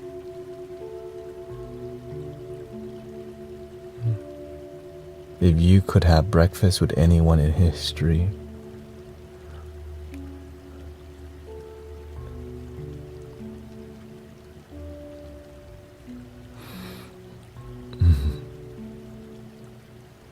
who would I choose? I choose to have breakfast in the moment.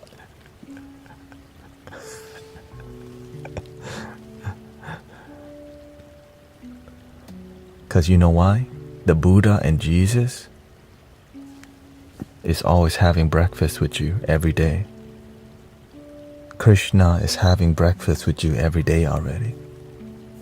That's the truth.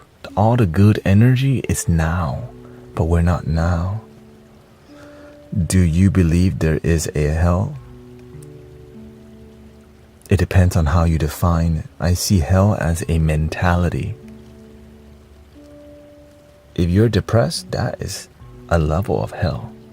If you're desperate for love and can't find no girls, that's another level of hell. If you're broke and if you don't have enough food to eat, that's another level. Right?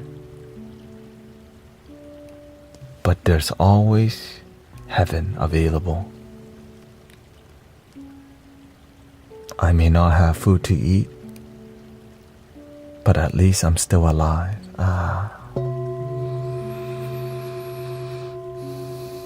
I may be lonely for a girl's love, but at least I have myself. I may be behind on my bills, but at least I got some food to eat. Can of beans and some oatmeal, mac and cheese. Some ramen, some chicken ramen. I guess time to break out the ramen. Ooh, man, bugs got in.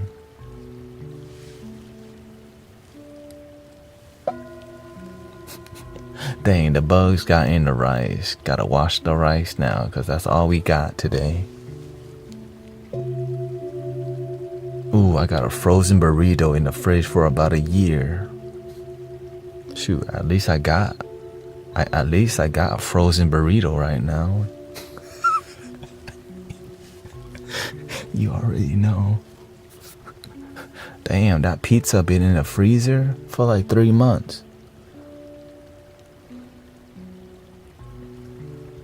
One day my mother was cleaning the fridge and there was a pizza that had been in there for years. And I ate it. Because I'm grateful for my blessings. You know what I mean? Like, when it's frozen, it lasts for a while. Thank you for the freezer. You know what I'm saying? Thank God for the freezer. Keeping, you know what I'm saying?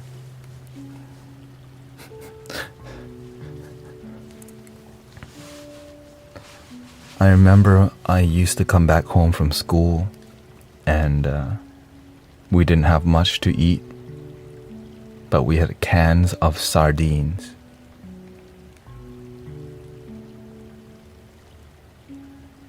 You know, I opened them up. Sardines in tomato sauce.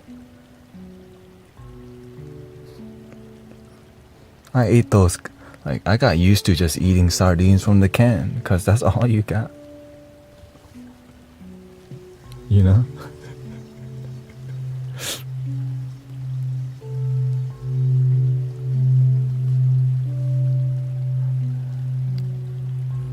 Do you like them now? Well, I'm vegetarian now, so I don't partake in them. But if you do, it's all good. Your worst day is hell. Your best day is heaven. But if you're always hanging out with Buddha and God, you live in the purity of now. No heaven or hell. Just enough. Don't chase the heaven, the high. Because if you chase the high, the low will come. But if you live your life in now, when your life gets bad, it's just a little bad. And when your life gets good, you say thank you. But if you live to chase the highs of life, you're gonna need some Red Bull. You're gonna need some. You're gonna go check out some only ceiling fans. You're gonna need to check out the Tinder, play the Apex, the Call of Duty, get on Reddit, talk some crap, go to YouTube, watch some politics.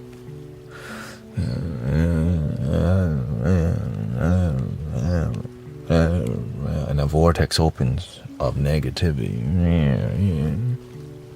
You're gonna go watch, like, why don't I go out and do a takeover and do donuts? Yeah, let's go to the streets and do some donuts with the homies. Oh, yeah.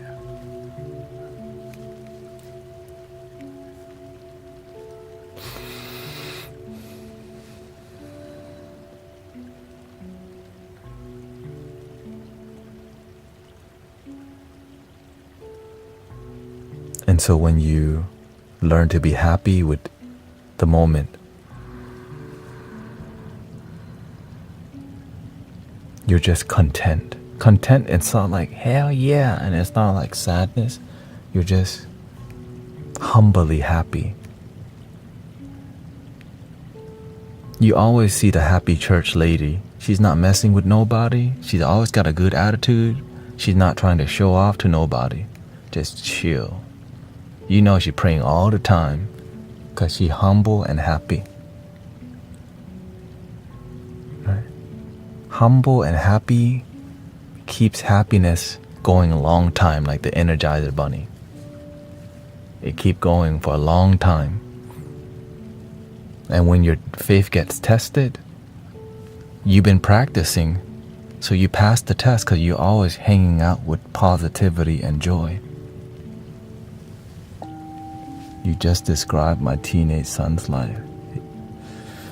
He going to take over?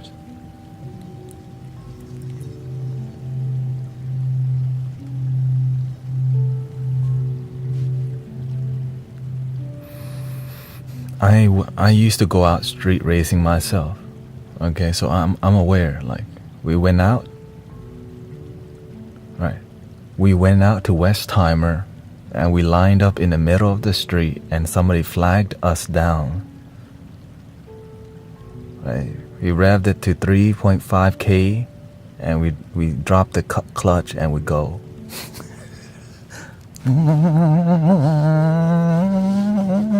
It grips.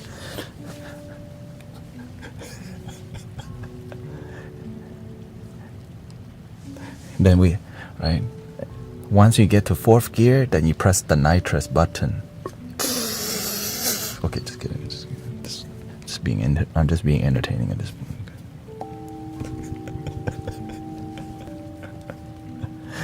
We got the turbos, man. How about... Thank you, Patrick. How about enter high school? Do you have any advice?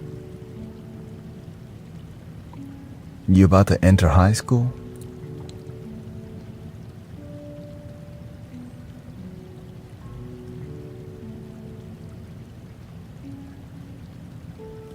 if you focus for 4 years, your life may be prosperous for a long time. Many people lose focus in high school, and then they lose focus in college, and then their life is disharmonious. When you stay focused on school, college, your future, and your career, instead of mess around, your future looking amazing. But you gotta stop hanging around with people who distract you, right? I wish I knew to stop trying to fit in. That's why I'm weird as hell nowadays, and I'm happy. Stop trying to fit in and find your calling. Find your thing. Find the thing that excites you. Like, for example, if you're into gaming and you believe that you want to be a gaming developer, you got to be hungry for it. Because if you're not hungry, you're not going to get fed. Because most people ain't hungry enough because they get distracted by social media and games and entertainment and Netflix and South Park and Family Guy and right, Pokemon cards and more Yu-Gi-Oh cards and Magic the Gathering and Warcraft and Grand Theft Auto 6, when is that gonna come out, and VR and trying to fit in and buy new gadgets. If you can lock in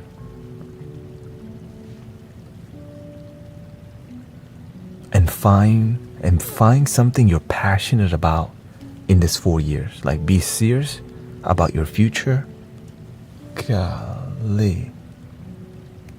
The young people need mentors. Mentors keep children on track.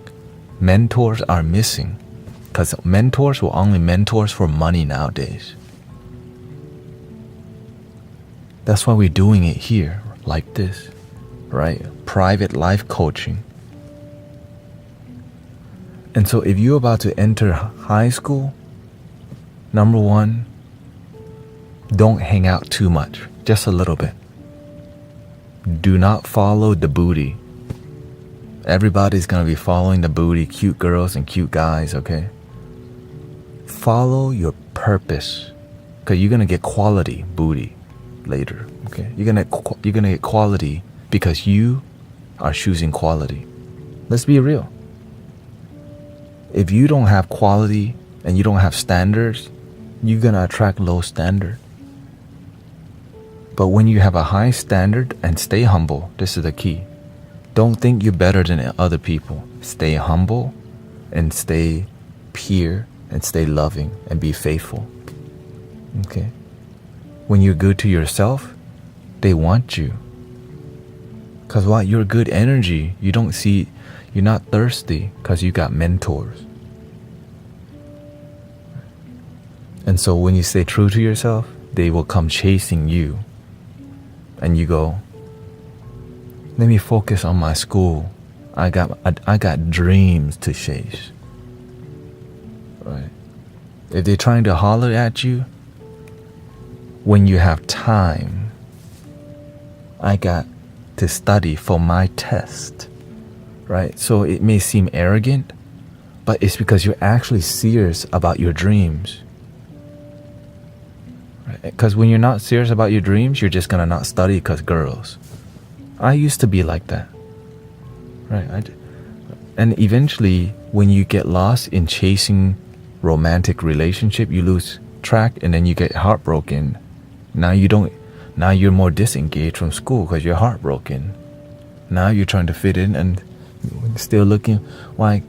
Because you don't know who you are, and that's why you're trying to fit in and do what everyone else is doing. So this is why you have to stay disciplined and focused.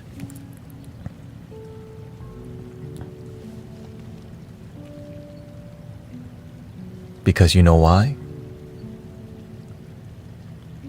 You may get a full ride scholarship.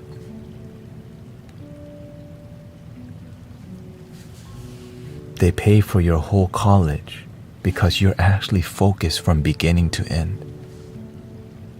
That's your miracle for being focused. But when you're not focused, right, This is why we're mentoring on here, because I wish I had mentors who guide me like this. That's why we're doing it now, because I got picked on. I felt like a loser in high school. I hated school. I did not want to go. I got picked on a lot. I didn't fit in. I tried to fit in hard, and I was last chair in orchestra. I was on B team, everything, and I was not focused in school. I had to go to summer school. In junior year, I went summer school in middle school because my English was lacking, because I just came to America not too long ago. So my beginnings were terrible. And if I just have mentors to guide me, I wouldn't have to go down the hell. But guess what? It made me who I am. So I'm grateful for the hell that I experienced, because it made me find this path called the spiritual path. And the spiritual means it's called genuine happiness. Not just BS happiness where you buy Apple products and wear an Apple Watch and have a JBL, like gigantic speaker, and have a Tesla Model 3, and then thinking that I'm happy but I don't feel it. Hell no. Right? But you can have all of that and happiness. That's the exciting part. You can have the Tesla, you can have all the Apple products and be happy, but you have to have the happiness first, and that happiness is within.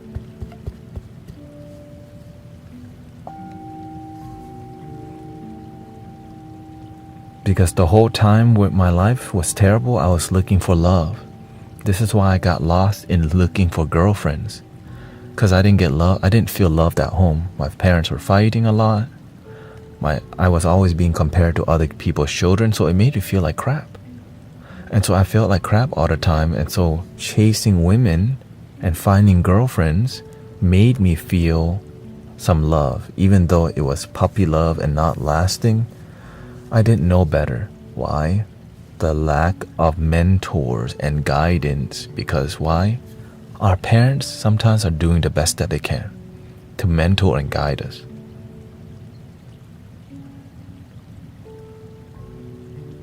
But it's on our watch that we mentor and guide each other beyond the walls of our culture and religion, and mentor each other from a humanity standpoint, and do it in uncomfortable environments like TikTok, YouTube, and Twitch. And we don't need to hide behind a paywall, because humanity and brothers sisters need this kind of knowledge so that we don't fall into the thirst trap, the things that make our life miserable. And so I'm just grateful that it's gotten this far, because when I see this community, I see people who are actually happy,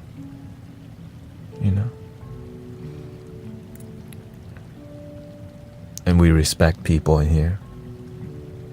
Right? We respect people who are Christian. We respect people who are agnostic, because we all want love. And we can practice gratitude and love with result. And sometimes people will try to convert us and try to get us to be religious. We don't have to. We can. Nothing wrong with it. Love in Jesus Christ. Love, pure love, unconditional love, Buddha love, Krishna love, one love. We're repeating this often because many people will come divide love. I'm not here to divide love. That's why I have to list all the mystics. If I don't say Jesus in there, somebody gonna get pissed off. If I don't add agnostic people in there, they're gonna get pissed off. So when you learn how people see, it's like, it's all the same thing, boo. It's all one love, but many people need that whole list to like, oh, I can dig it. So it's tiring in the beginning, but after a while, you just have to, because you have to respect people's devotion. Some people are devoted to being agnostic. they just don't want to believe in God because where they come from, they were forced to believe in Jesus Christ. And they're like, but that doesn't make sense. And and then somebody told them, you going to hell then. And now they don't even want anything to do with that, so they become agnostic. And some people may be agnostic and they come and become saved.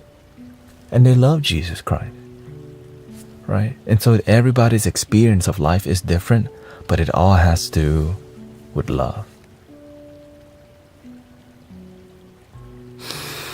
And to keep it simple, let's just be with love.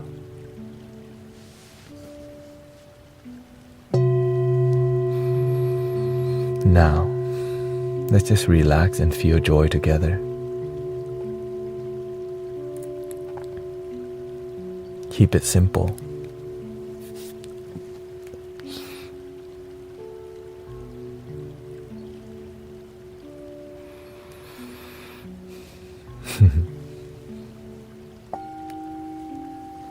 I would sometimes eat lunch in the bathroom in high school day.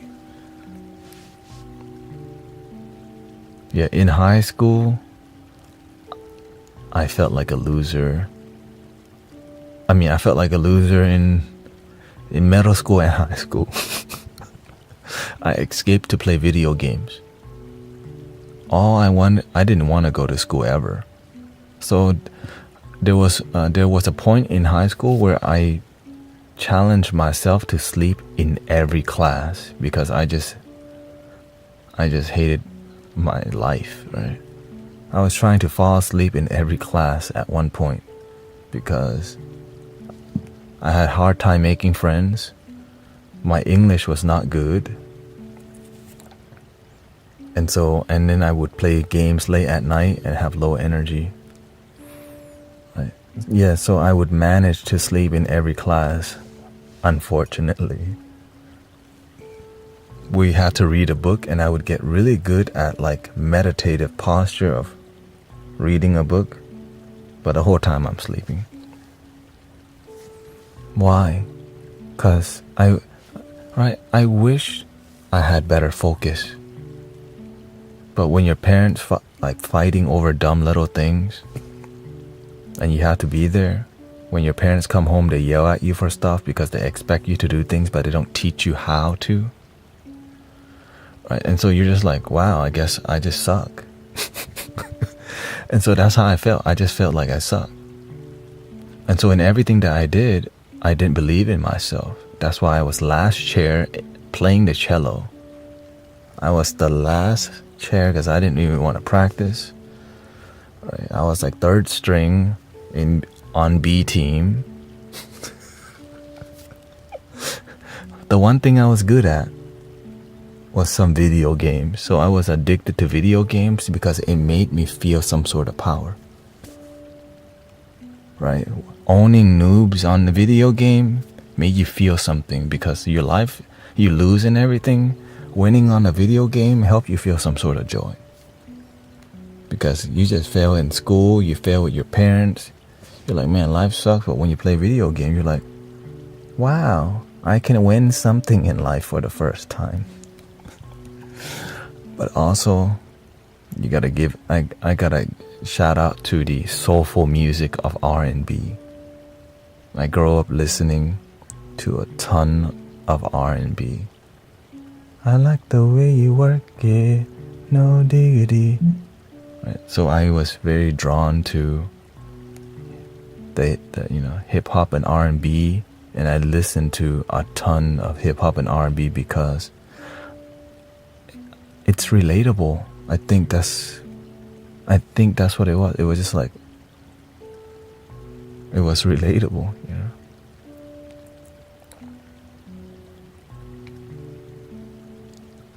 But of course, at that time, my favorite rapper was Notorious B.I.G. because the smoothness of the beat and the flow, it made me like feel everything was gonna be alright.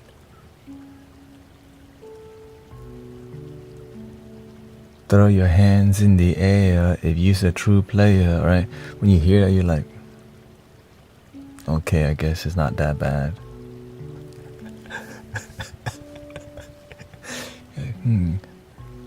Just waking up in the morning, gotta thank God. I don't know, but the day seems kind of odd. So it was just kind of, right. And I think the gangster rap was really pleasant to hear because it kind of validated my feelings of the world kind of sucks, but we just gonna have to deal with it. You know, living in the gangster's paradise, and like, been living most of life, living in the gangster's paradise.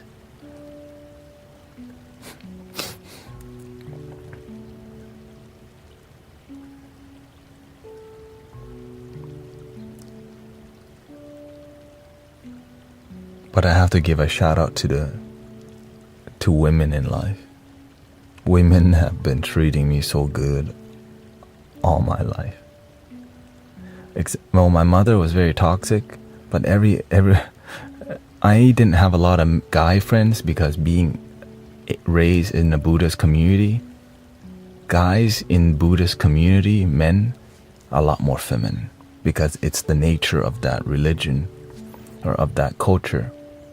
So I had mainly had friends who were women who treated me good. Because the guys, I didn't know how to get along with men at that time because I come from a different culture. So it's really hard to like understand how, you know, that culture work when, like, because, you know, like Buddhism, it makes men more peaceful by nature and calm, and right. And when I came to America, it was different. Like, it was a lot different. Yeah. And so I had to adapt. I had to try to fit in because I didn't get like, right. So you got me wearing FUBU. Okay, I was wearing FUBU and South Pole in middle school trying to fit in. Okay, think about that. This is the Latino hood, by the way. Okay. Yeah, you got me listening to SPM. You know my name. South Park Mexican SPM. And so I was just trying to fit in because I needed to adapt to the environment. My father-in-law still wears FUBU. Hey, you gotta represent your culture, you know. And so being in difficult environments, I learned to be a chameleon at this point. Right, so wherever I went, I learned to blend in quickly because I have to. Like when I go to the clubs, I'm hanging out with thugs, hustlers, dealers. Even though I was not about that life, I learned to blend in. I'm like the cleanest. You went to the club.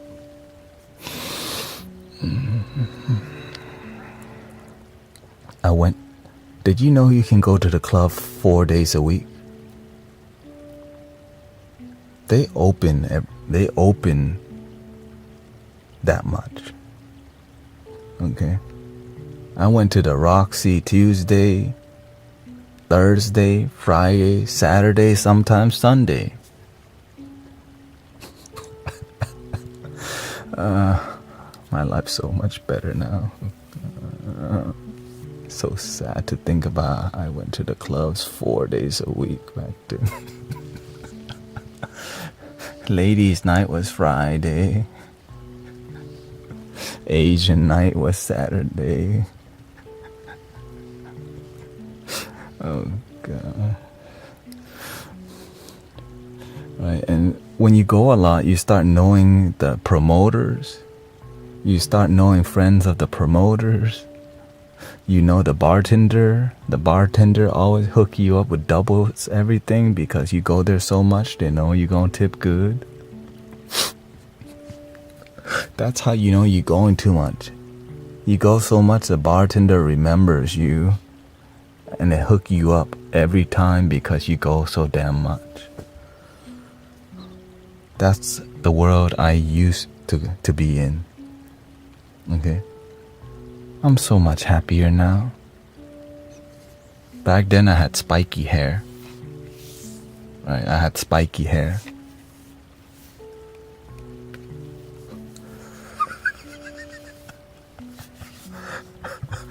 Could you even imagine?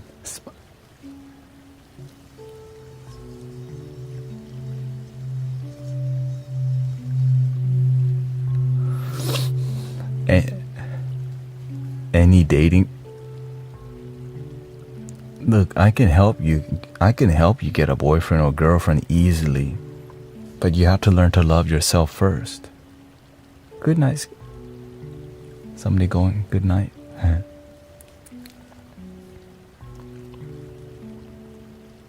Right. No, not blonde tips, okay. Dang. Just regular, okay. Not that bougie.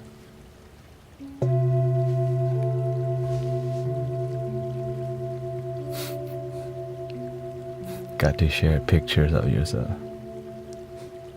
Wait till you see me in dreadlocks. They're like, wait, what? No way.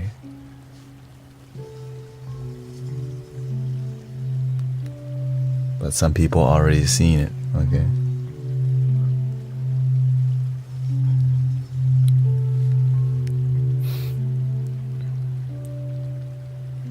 Free-forming dreads. Okay. Twice. Because you know why? The people that I look up to had dreadlock. Michael Beckwith had dread.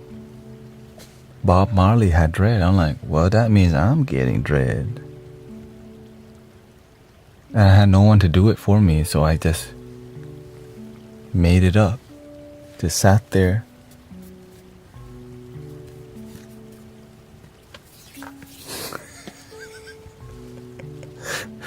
Because when I commit to something, I'm all in. Like down to the whole outfit, to the hair, because I'm here to give my life to some purpose.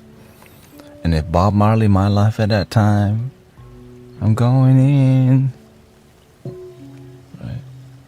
If I'm listening to SPM, if I'm listening to Wanna Be a Baller, we gotta have the South Pole, the Iniche, right? The Rockaware, the Fat Farm, the Sean John. God, like, whoa, I haven't heard that in a Dang, like, dude, how do you know?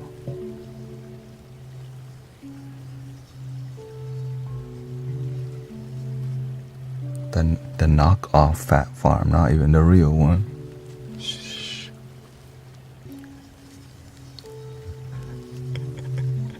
The one from Thailand.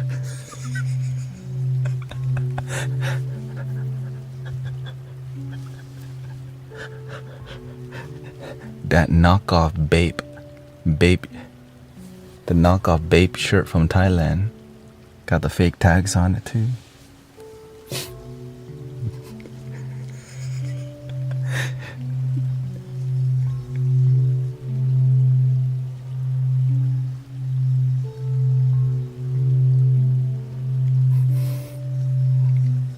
No, I did not mess with the Jinkos. At that time, I was completely asleep.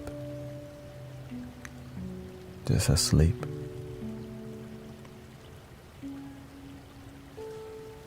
Life was just getting worse and worse by the year.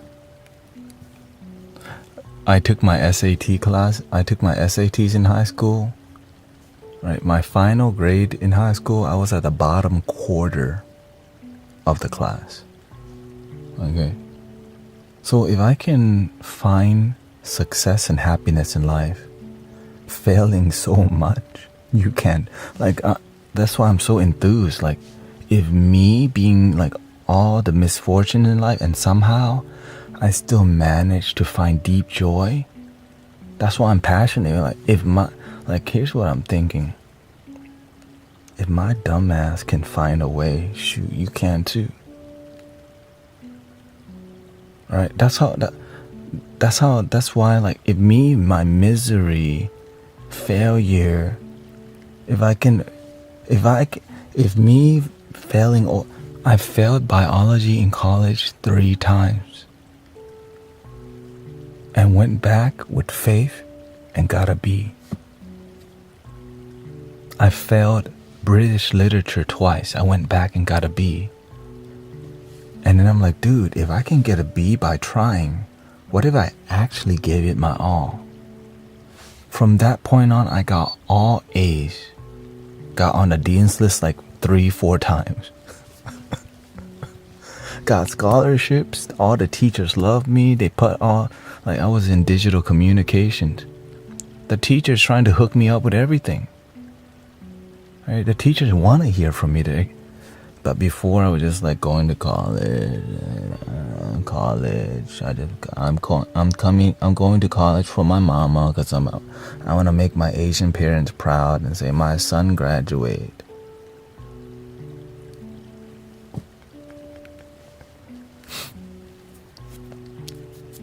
And then he shows the spiritual path. And they're like, what the? Right? It's like, wow, he's doing good in school and all A's and dean's list. And God goes, don't graduate college. You don't need it. And I'm like, what do you mean I don't need a diploma? I'm 1 semester away from getting a digital communication degree. And God goes, you don't need it.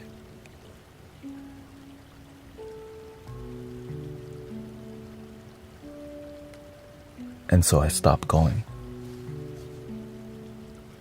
Like, why the heck would you stop going? You're almost done. 'Cause the universe, God told me to. That's how faithful I am to that voice within. When it tells me this is not the way, I listen. And that's how I find my teacher. That's how I find here. Thank you, Sister Meaty. Right, that's why I speak, that's why what's coming out, it comes from so much mistakes. Right? When you've gone through so much trial, you don't even see it as a trial. You just think, golly, you suck in life. But you don't know how to give up.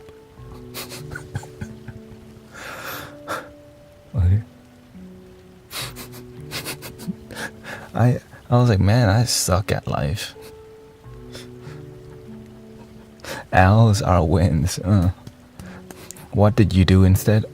I just didn't give up. And then I realized I worked at the Cheesecake Factory for 3 years. And the first 2 years, I freaking hated the job so much. I always showed up hungover. People going out, after work all the time. We going out to the server bar. Where all the servers go to one bar called Burlaps. Every drink was double. If you ordered a drink, it would be doubled the alcohol. All tips would be double.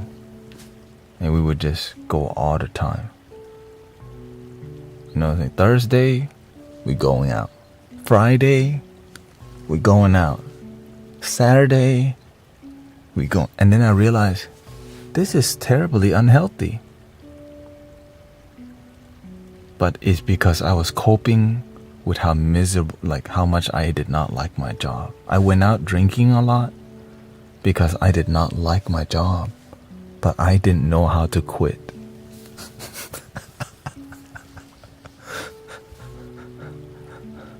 I did not know how to quit. But they were about to fire me. You know why? My mind was all over the place. I would mess up orders all the damn time. They ordered fettuccine alfredo with chicken. I didn't have the discipline to write chicken down. And when you mess up enough, you go and talk to the general manager. And the general manager told me, if you keep messing up, we're gonna have to part ways. I went home and I started thinking, I can either just quit, or I can actually start trying to be the best that I can. What do I have to lose at this point? What do I lose from trying? Nothing. So I began to try in my life, because I almost got fired. Like one more mistake and it would be the final. And then, so from almost getting fired, from 2 years hating the place and almost getting fired, I got Employee of the Month twice. And I started meditating. I started going to the gym. I started going to the gym before work and after work. And then I started meditating. And then I started training new servers.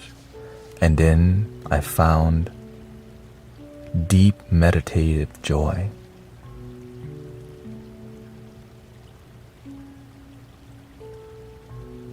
And then I started teaching my coworkers how to meditate. And then they started calling me Bliss as my nickname. And then the workplace began to be the most loving place that I thought was impossible.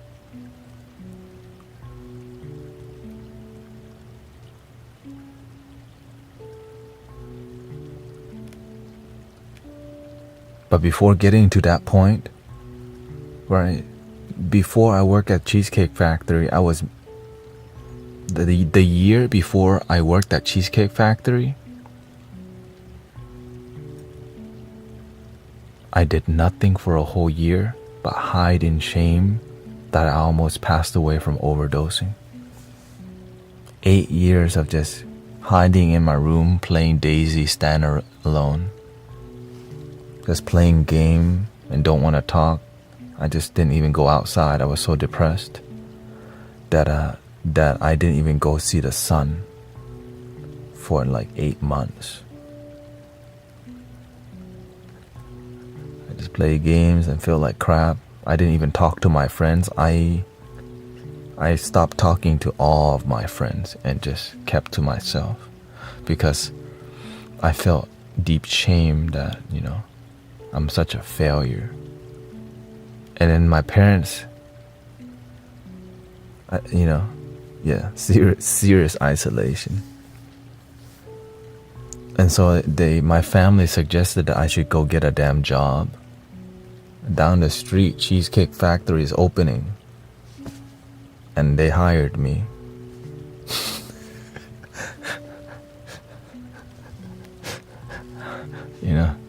And then that's where life started changing. How do I deal with lustful thoughts? Your mind can be lustful, but your actions don't have to be. Because lust is like quantity over quality. If you want to be with quality people, you don't want to be sleeping around.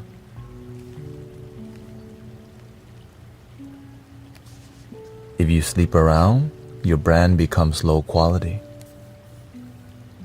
Right? But committed relationship and serious people, they ain't doing that.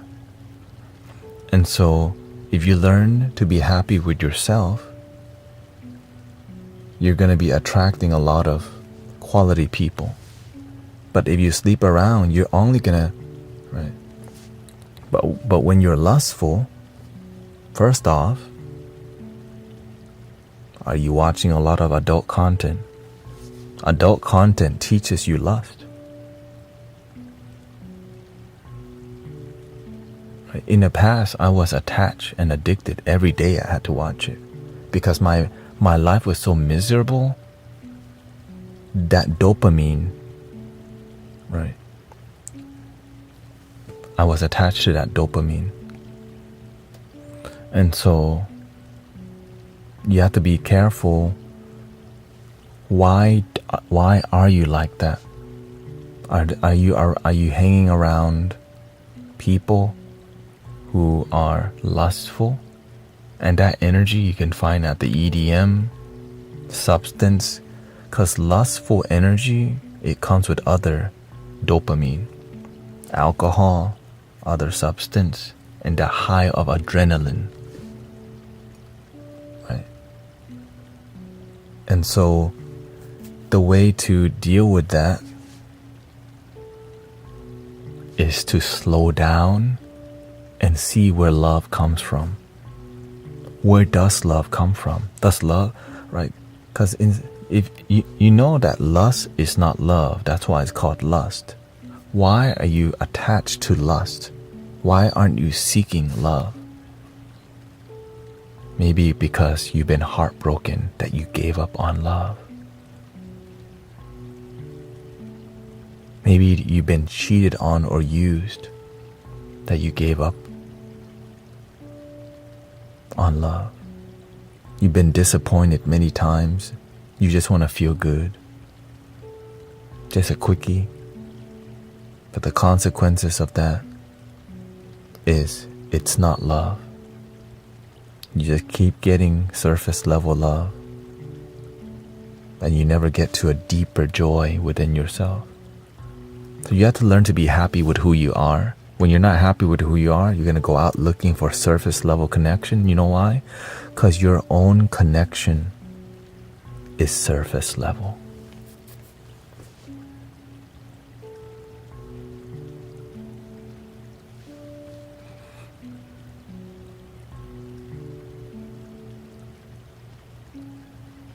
I've been happier being a bachelor at 54, says David.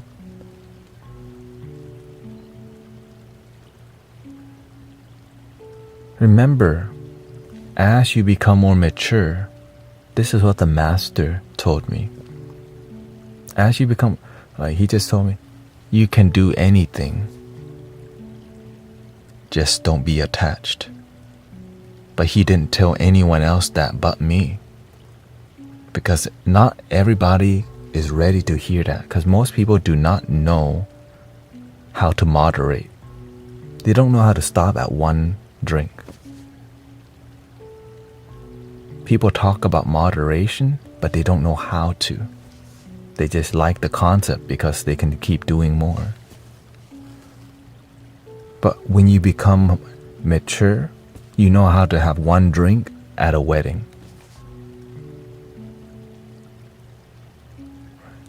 You know how to be mature with what you're doing. But when you're not mature, you don't know how to stop. Because why? You let the alcohol take you over. You let the lust take over. You have to learn when to stop it sometimes.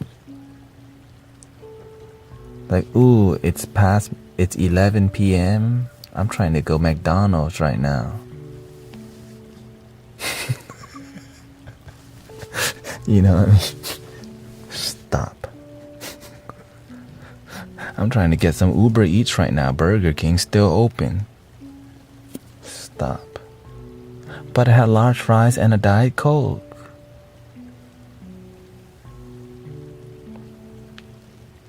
Here he comes texting you, the cute guy that you randomly met. Oh no, the bald guy told me this lust.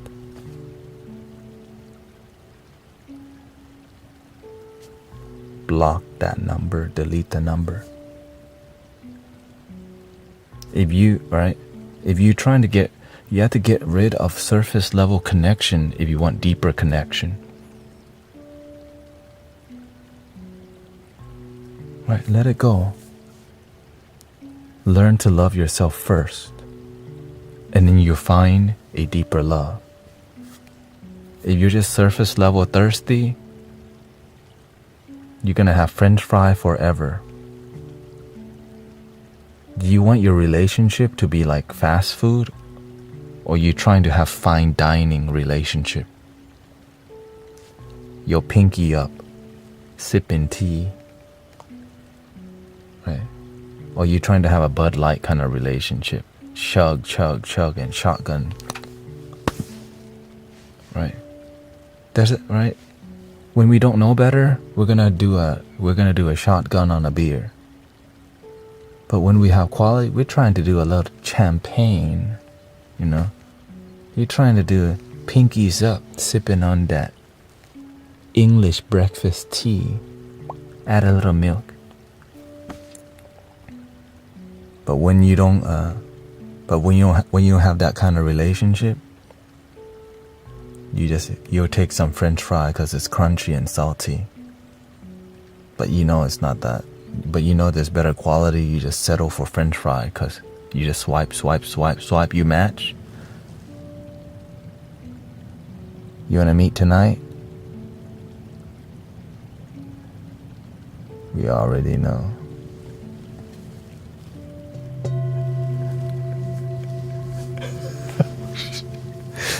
You already know. It's all good. Because sometimes nobody's taught us quality. And so we settle for low quality because we don't have a deeper vision of something greater. And that's why we're mentoring each other on quality and meditation and happiness. How do I get past the surface level love? Learn to be grateful. Learn to deeply be grateful for the little things in life. Most people who are unhappy with their life aren't even happy they woke up that day.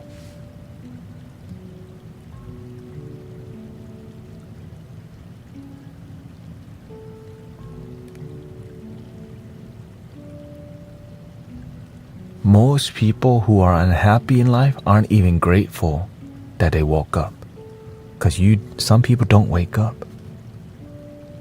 But when you realize your life is a miracle, like genuinely, you've been blessed with life. But when you don't have that kind of relationship with life, you take it for granted. And you've heard that before. Right? And so when I survive all the misfortunes, I'm deeply grateful for my life because the amount of sufferings, and I'm like, it's like getting uppercut over and over and you still like standing up to fight Rocky. You're like, I'm not giving up. Right? Like, ow. And you just keep getting up because, right? Eventually you get tired of being beat up.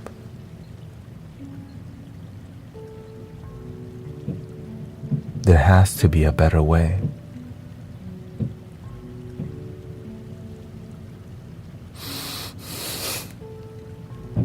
And there is.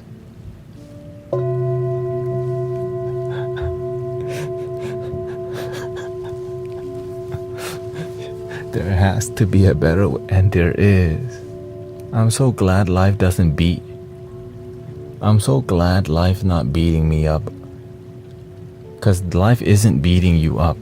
You beat yourself up because you keep following negative things and negative mentality.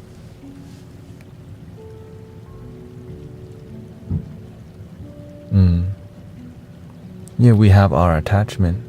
You know? I keep getting up because I'm a dumb Swede, says David. Oh God. Getting wild, huh?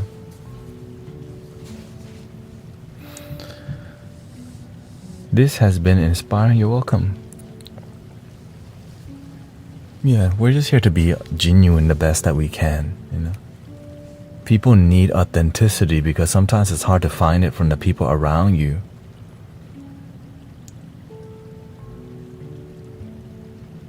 Are we ready for the flutes? 1 hour left. Okay, so if you're not, we have a poll going on TikTok right now that helps you to choose what flute do you enjoy tonight.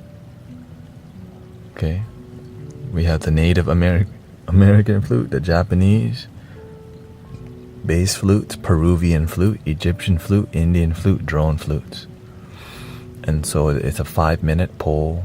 So we're just gonna do this.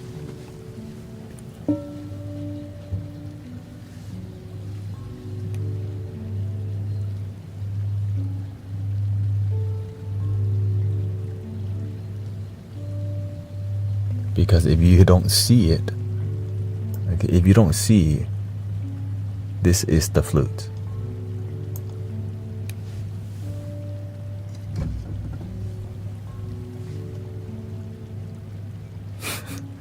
That's what, right? This whole scene is what they see on YouTube and Twitch.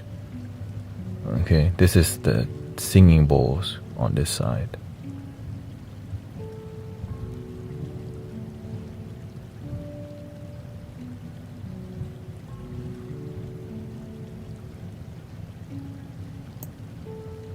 The last flute from yesterday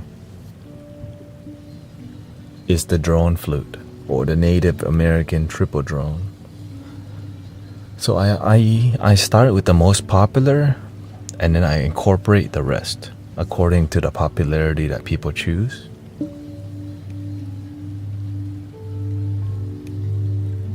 Lao can. I mean, I do have some that I don't even play. I have a pan flute. I don't even play that because I'm just tuning in here tonight. How many hours do you go live a week? I'm not sure. If I had to guess, let's see.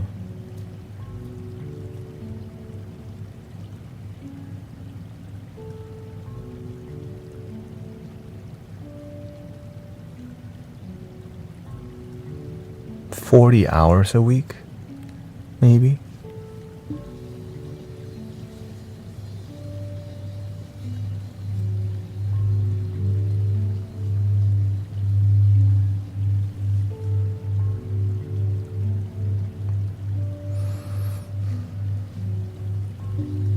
Right now, Japanese flutes are leading in the polls, followed by Native American flute, Egyptian flute, and Peruvian flutes tied by 2 people, and 1 vote for the Indian bansuri.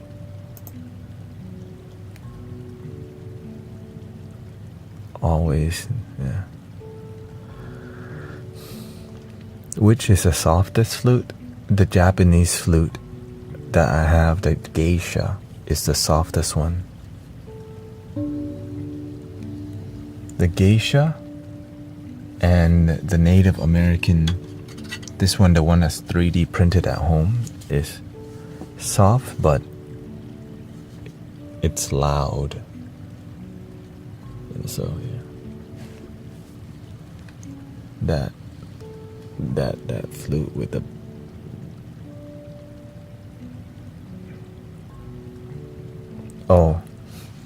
yeah.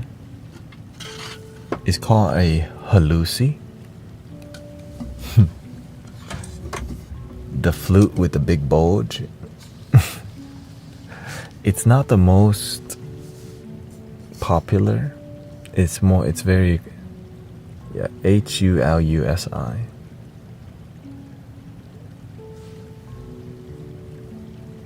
Right. Okay, I can give you a little preview.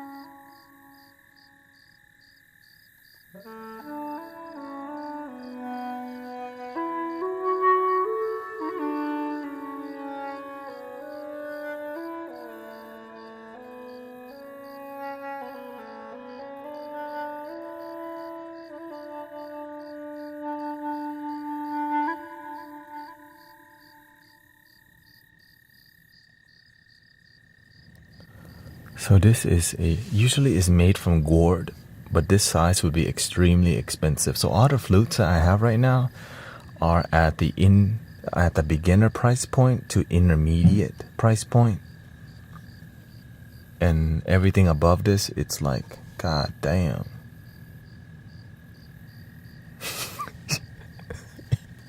Just being honest with you, like, god damn. How much is that? $600? I could do a lot with 600.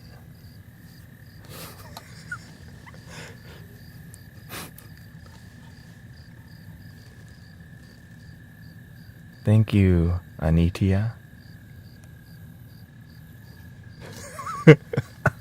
Dang.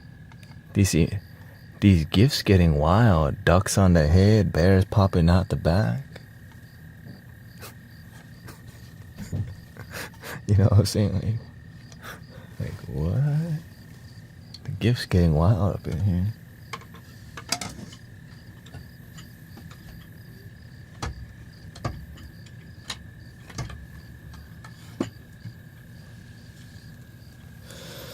Okay, so we're gonna put the bowls up for now.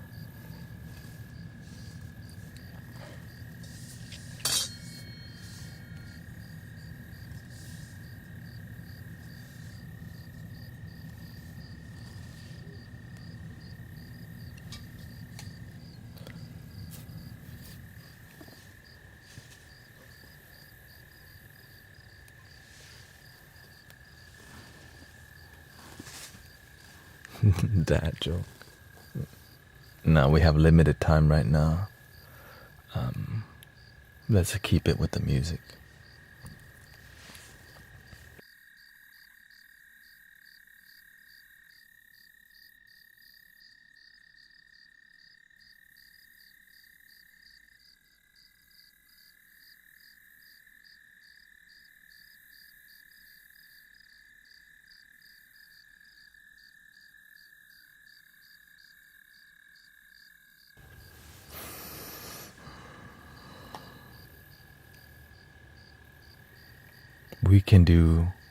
We have 3 Japanese flutes. Excuse me, we have 4 Japanese flutes here.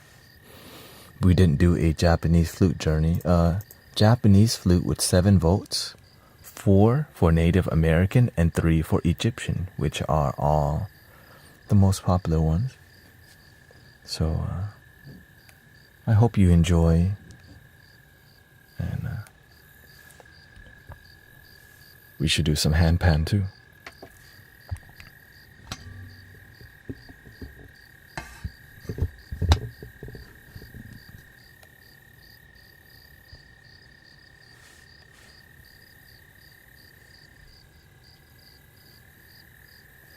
We're gonna start with the most popular flutes,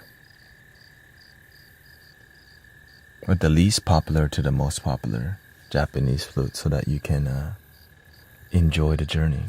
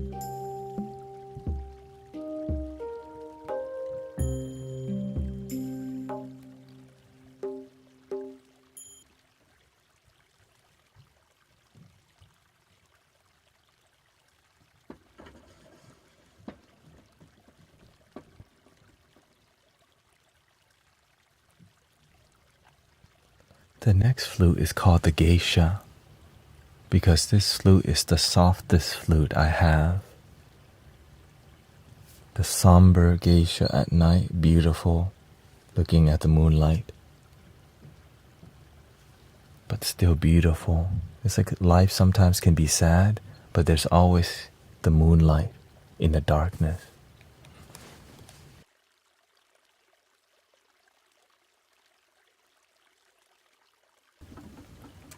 But sometimes the moon does not appear where you're looking, but the moon is always there.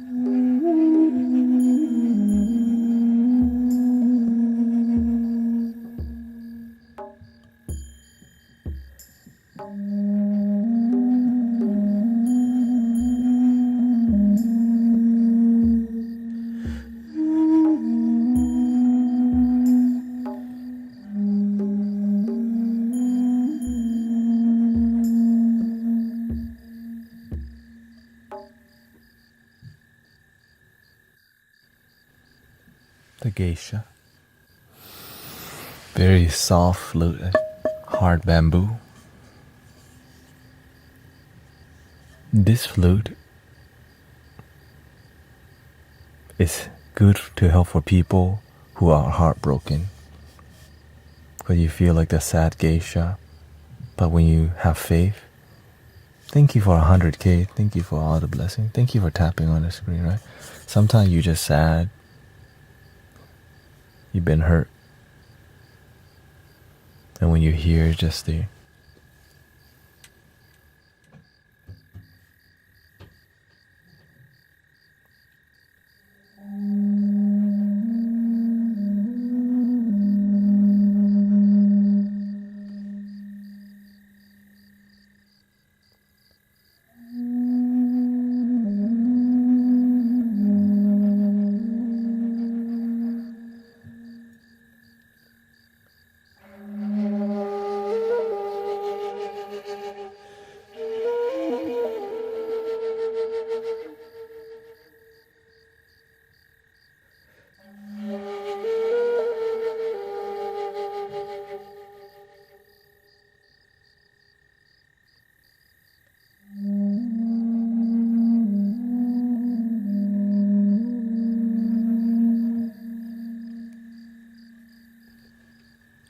I would be doing more dramatic stuff, but there's a lot of noise from the restroom. Not sure what's going on there.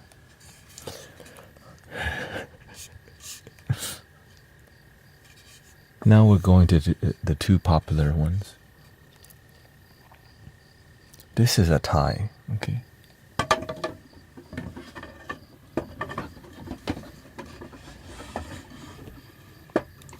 One flute is called a shakuhachi. I think this is the most stress melting flute, but people don't request it because it's so mellow. It's like a forest of bamboo that's quiet. The shakuhachi is a giant bamboo forest that shades you from doubt, fear, and worry, but you barely notice it because it's so gentle. The shogun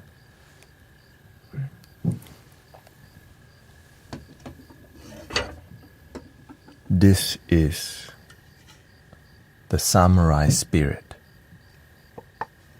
Because when you hear this, you see Bruce Lee in a fighting movie, you're like, ooh, you see the samurai getting ready, like having a samurai showdown. Who?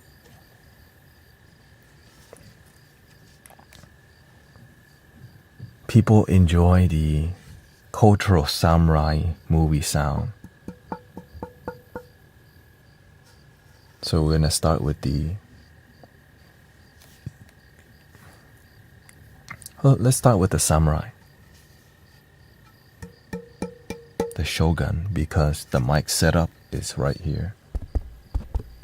So I have 4 mics, 2 on me and 2 on the side for the transverse flute. And I hope you enjoy. That's good. This flute is in a key of G.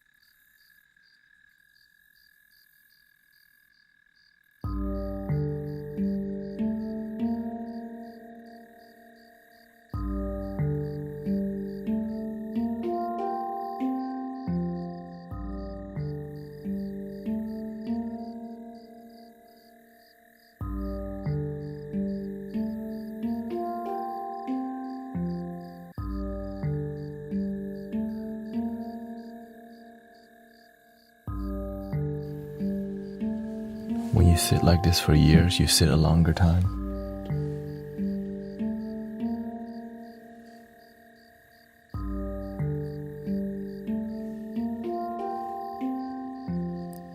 You want some rain with this? Let's see.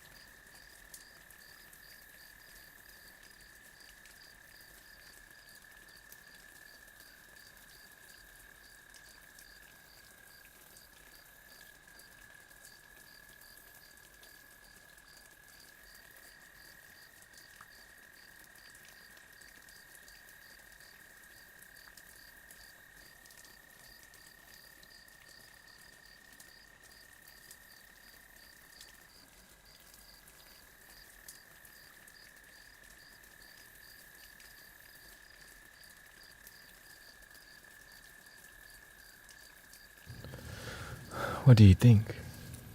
The next flute, what did you feel from that flute? Thank you. Welcoming Lizzie, Feline, Marie, Mariette, G. It's very beautifully. Peace, says Cindy. KK says, amazing. Thank you for all the blessings, by the way. All the follows today. Appreciate it. K Grace. Trinity Melissa, thank you for the gifts. April Haley. Honey V. Green Gear. Patrick Meaty. Anitya. We got one more Japanese flute in the collection.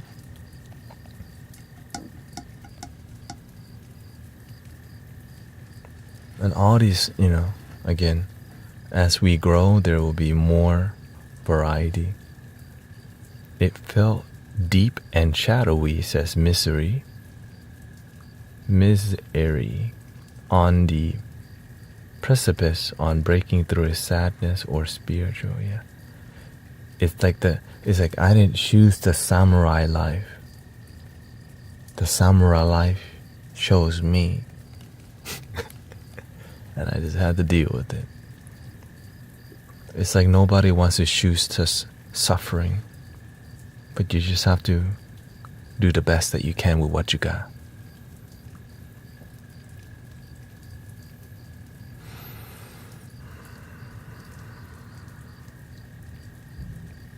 This is called a shakuhachi, an iconic Japanese flute. This is the type of flute, okay, not exactly this type. It's usually made from a bamboo root. This is the low price option. Most of the flute that I have right now is the low price option because it gets the job done. You know what I'm saying? You just need a Honda Civic. Get from point A to B.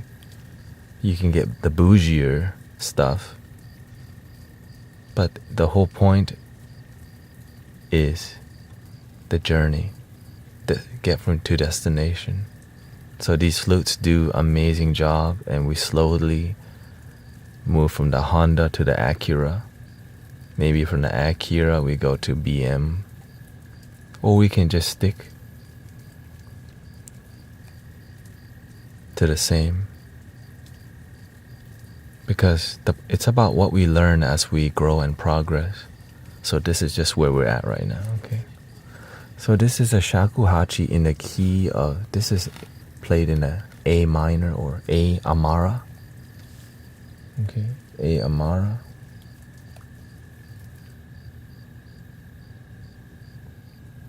Which is like this right here.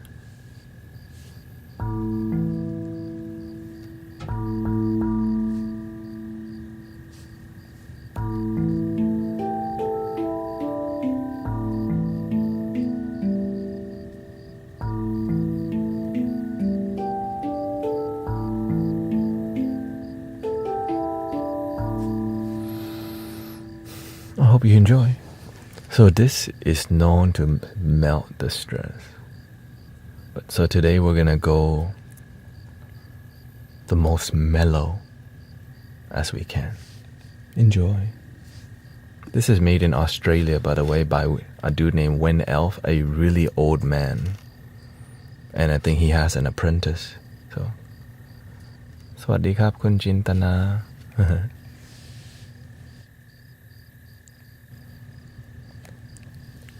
จินนี่ ไปทำอะไรครับ จะไปเล่นขลุ่ยจะเล่นขลุ่ยครับ จากญี่ปุ่น ชากุฮาจิ เป็นขลุ่ยของเซน หรือว่าฌาน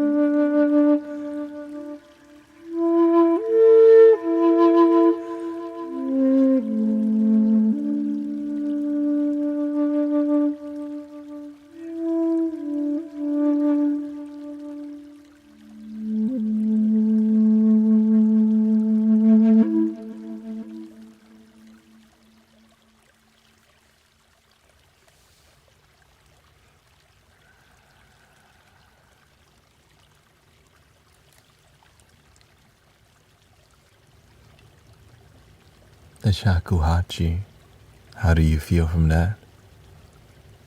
Do you believe in the Buddha?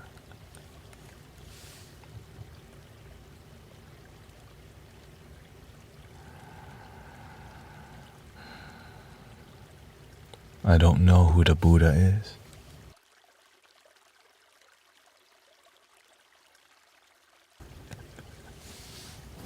Do you know who the Buddha is?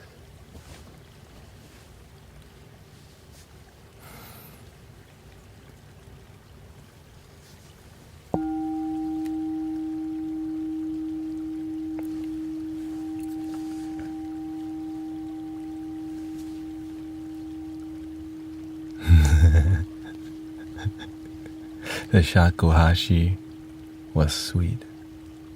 I didn't get the full experience. Okay. That's one of the hardest flute in the whole setup, in the whole set, because it's like you have to give the air to the flute completely, right? And you don't want to just play. You can play safe the whole time without trying to push the. Thank you, Midi and Shauna, Kimberly, the nappy coach. Right, I don't have to push myself. But why the heck am I doing something if I'm not trying to be the best that I can on it? Because I can either play from my heart or play to make people happy. I play for my heart and people happen to enjoy. Because when you feel it, right, the higher register is really difficult to execute when you're tired. Because we've been streaming for 4 hours, right? So when you try to hit the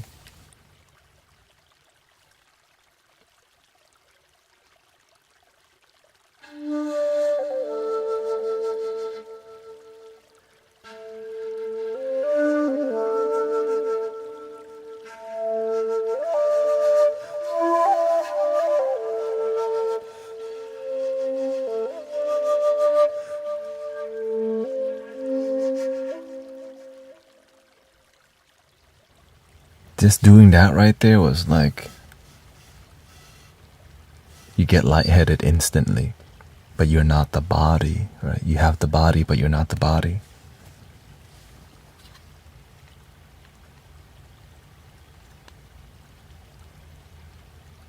You have the mind, but you're not the mind.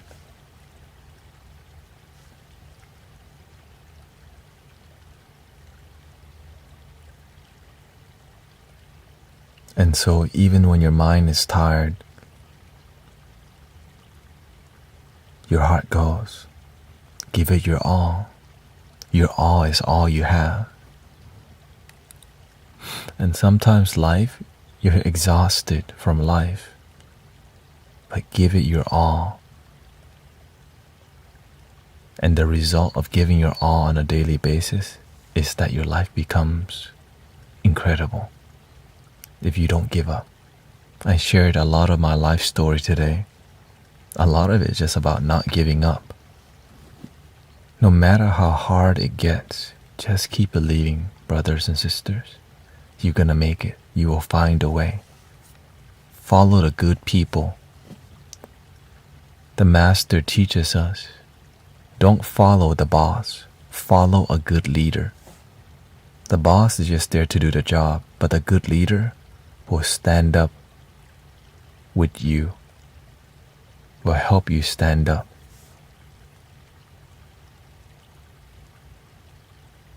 When you're sad, the leader will be there. The boss will be at home. When you're having a tough day, the boss will just tell you deal with it, but the leader will teach you. You will find a way. Maybe not today, but you will. Someday you're just heartbroken, sad. Someday your life beat you up. But you have to just keep waking up for round 2 until you find a way to step back and see the big picture. That the only thing you're fighting is your own mind, your own self.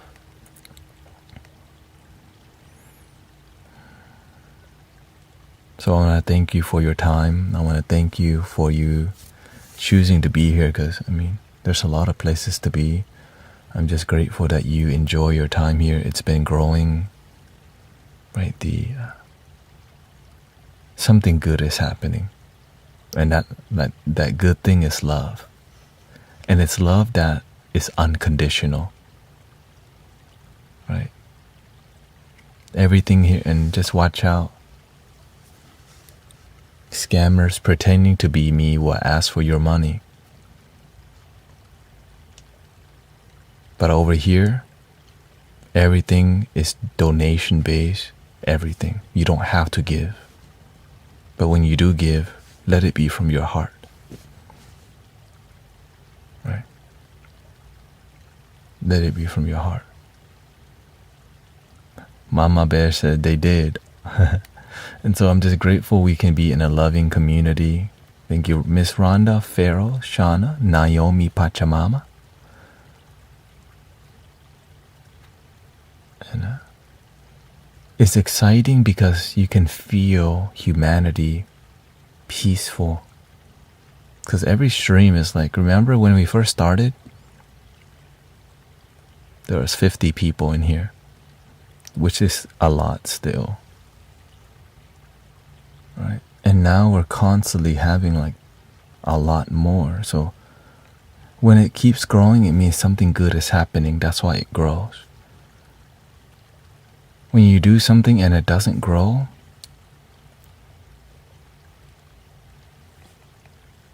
be willing to try something different after you have committed for a while. Before coming onto TikTok,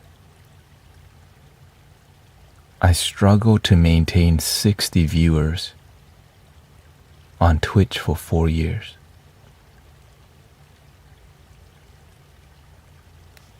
I'm just being on, for 4 years, I struggled maintaining 60 viewers at one point on Twitch. They just weren't, it just wasn't the container for me. But it taught me how to improve, how to get better microphone, how to become a better speaker, how to do better mixing audio and looping. Right? It's like a ladder, yeah. I never thought TikTok would like be a launching point for full time. Like, this is my job.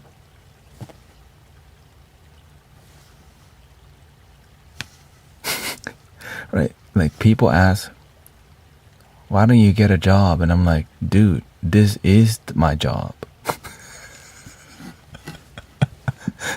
I used to do Amazon deliveries. And because of your donations and subs on every platform, it's like, I guess that's a sign from the universe to stop doing Amazon deliveries.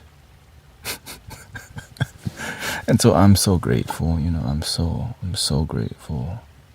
Thank you, Miss Rhonda. Thank you for the super chat. Right, I'm absolutely grateful. What root end is your regular, like not root end? It's literally just, right? And so this is why I don't treat this casually, because it's been years of devotion.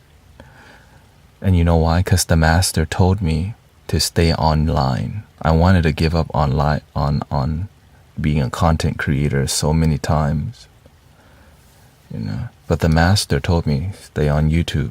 So I kept committed to online content creation, because when you have a good teacher,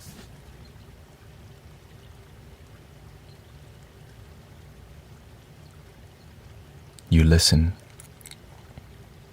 because there's a reason why you have a good teacher. Because the teacher seen me online, yeah, he was right. But here's the thing, I see my teacher as a living Buddha, as a living Jesus. But the living Buddha and living Jesus is within, but it cannot be found.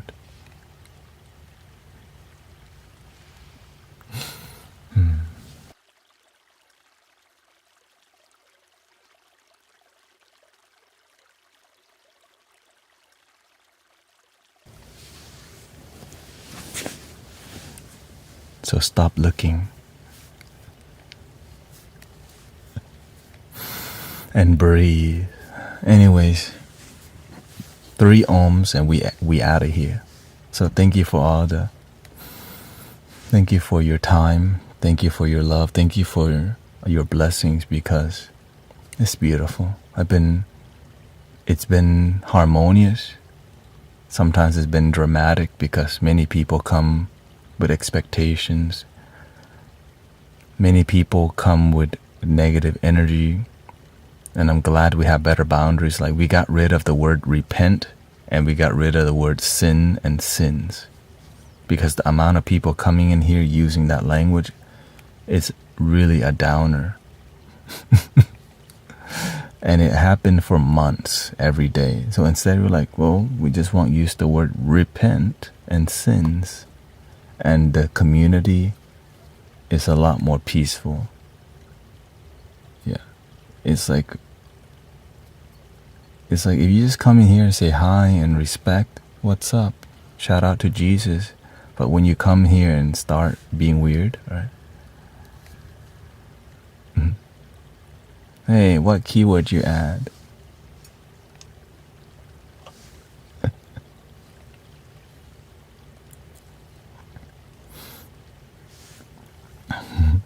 I guess since you added the keyword, I'll go check it out later, because I don't want to censor if it's not an abusive word. You know what I mean? I want people, but when people start using this one word over and over in a negative light, and you have access to it, to blocking it, but I don't want to do it, because I want people to freely express. But when they abuse, you have to have boundaries. Okay. So, anyways. 3 ohms. Thank you, Gabby. And the reason I'm explaining all the time is because I want to be as clear as possible. I don't want to hide anything. I'm just being really honest with you, right? And so,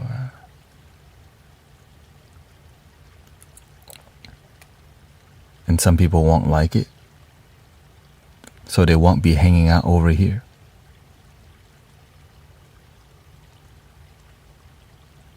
Are you aware of another PFP? Yeah. I'm deeply aware that there's a lot of imposters.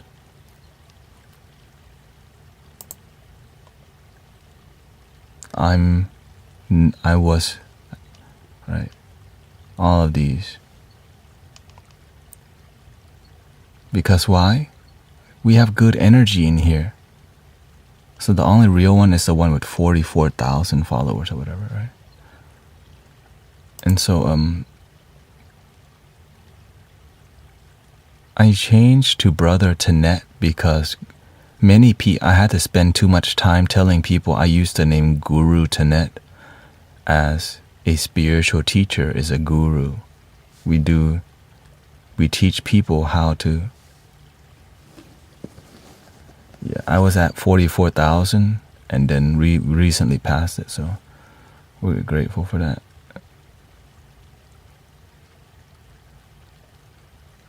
Yeah, and so I'm just humbled. I'm grateful because I'm just another dude doing his best to serve, love, and unite. You know, for years, I held on to my dreams to unite humanity. I learned from a seminar, if your dream doesn't scare you, it's not big enough. And I'm like, dude, what's the biggest dream I could dream that scares me? I'm like, unite humanity. Like, how the hell am I gonna do that? Right? That was a dream I asked for years. God, universe, I would like to unite humanity. I didn't know how it would happen.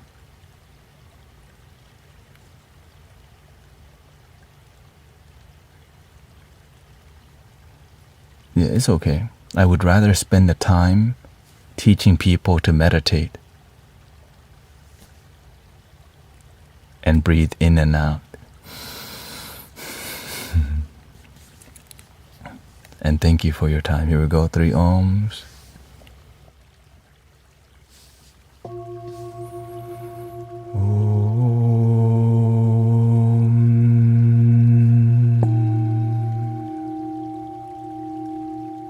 Breathing in.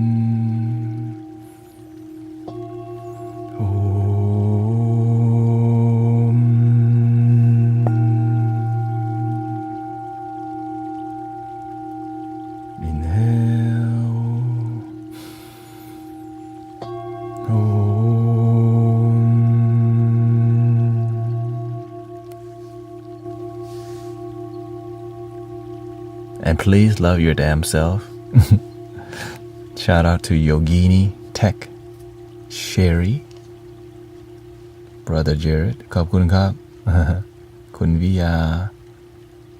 Thank you, Shana, Faylene. Thank you for all the roses, the friendship necklaces, the bears popping out, and all these swans and heart me's and Tom's hugs.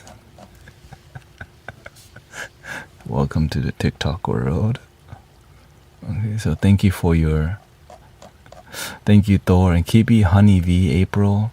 Thank you Cali Yoga Girl on Twitch, Rexy, Bad Wolf. Thank you so much, Gabby. And shout out to all the loving brothers and sisters who may be religious or who may not be. Thank you for the love that unites us all respectfully. The end. How many different flutes do you play? Lots. Lots. Thank you very much.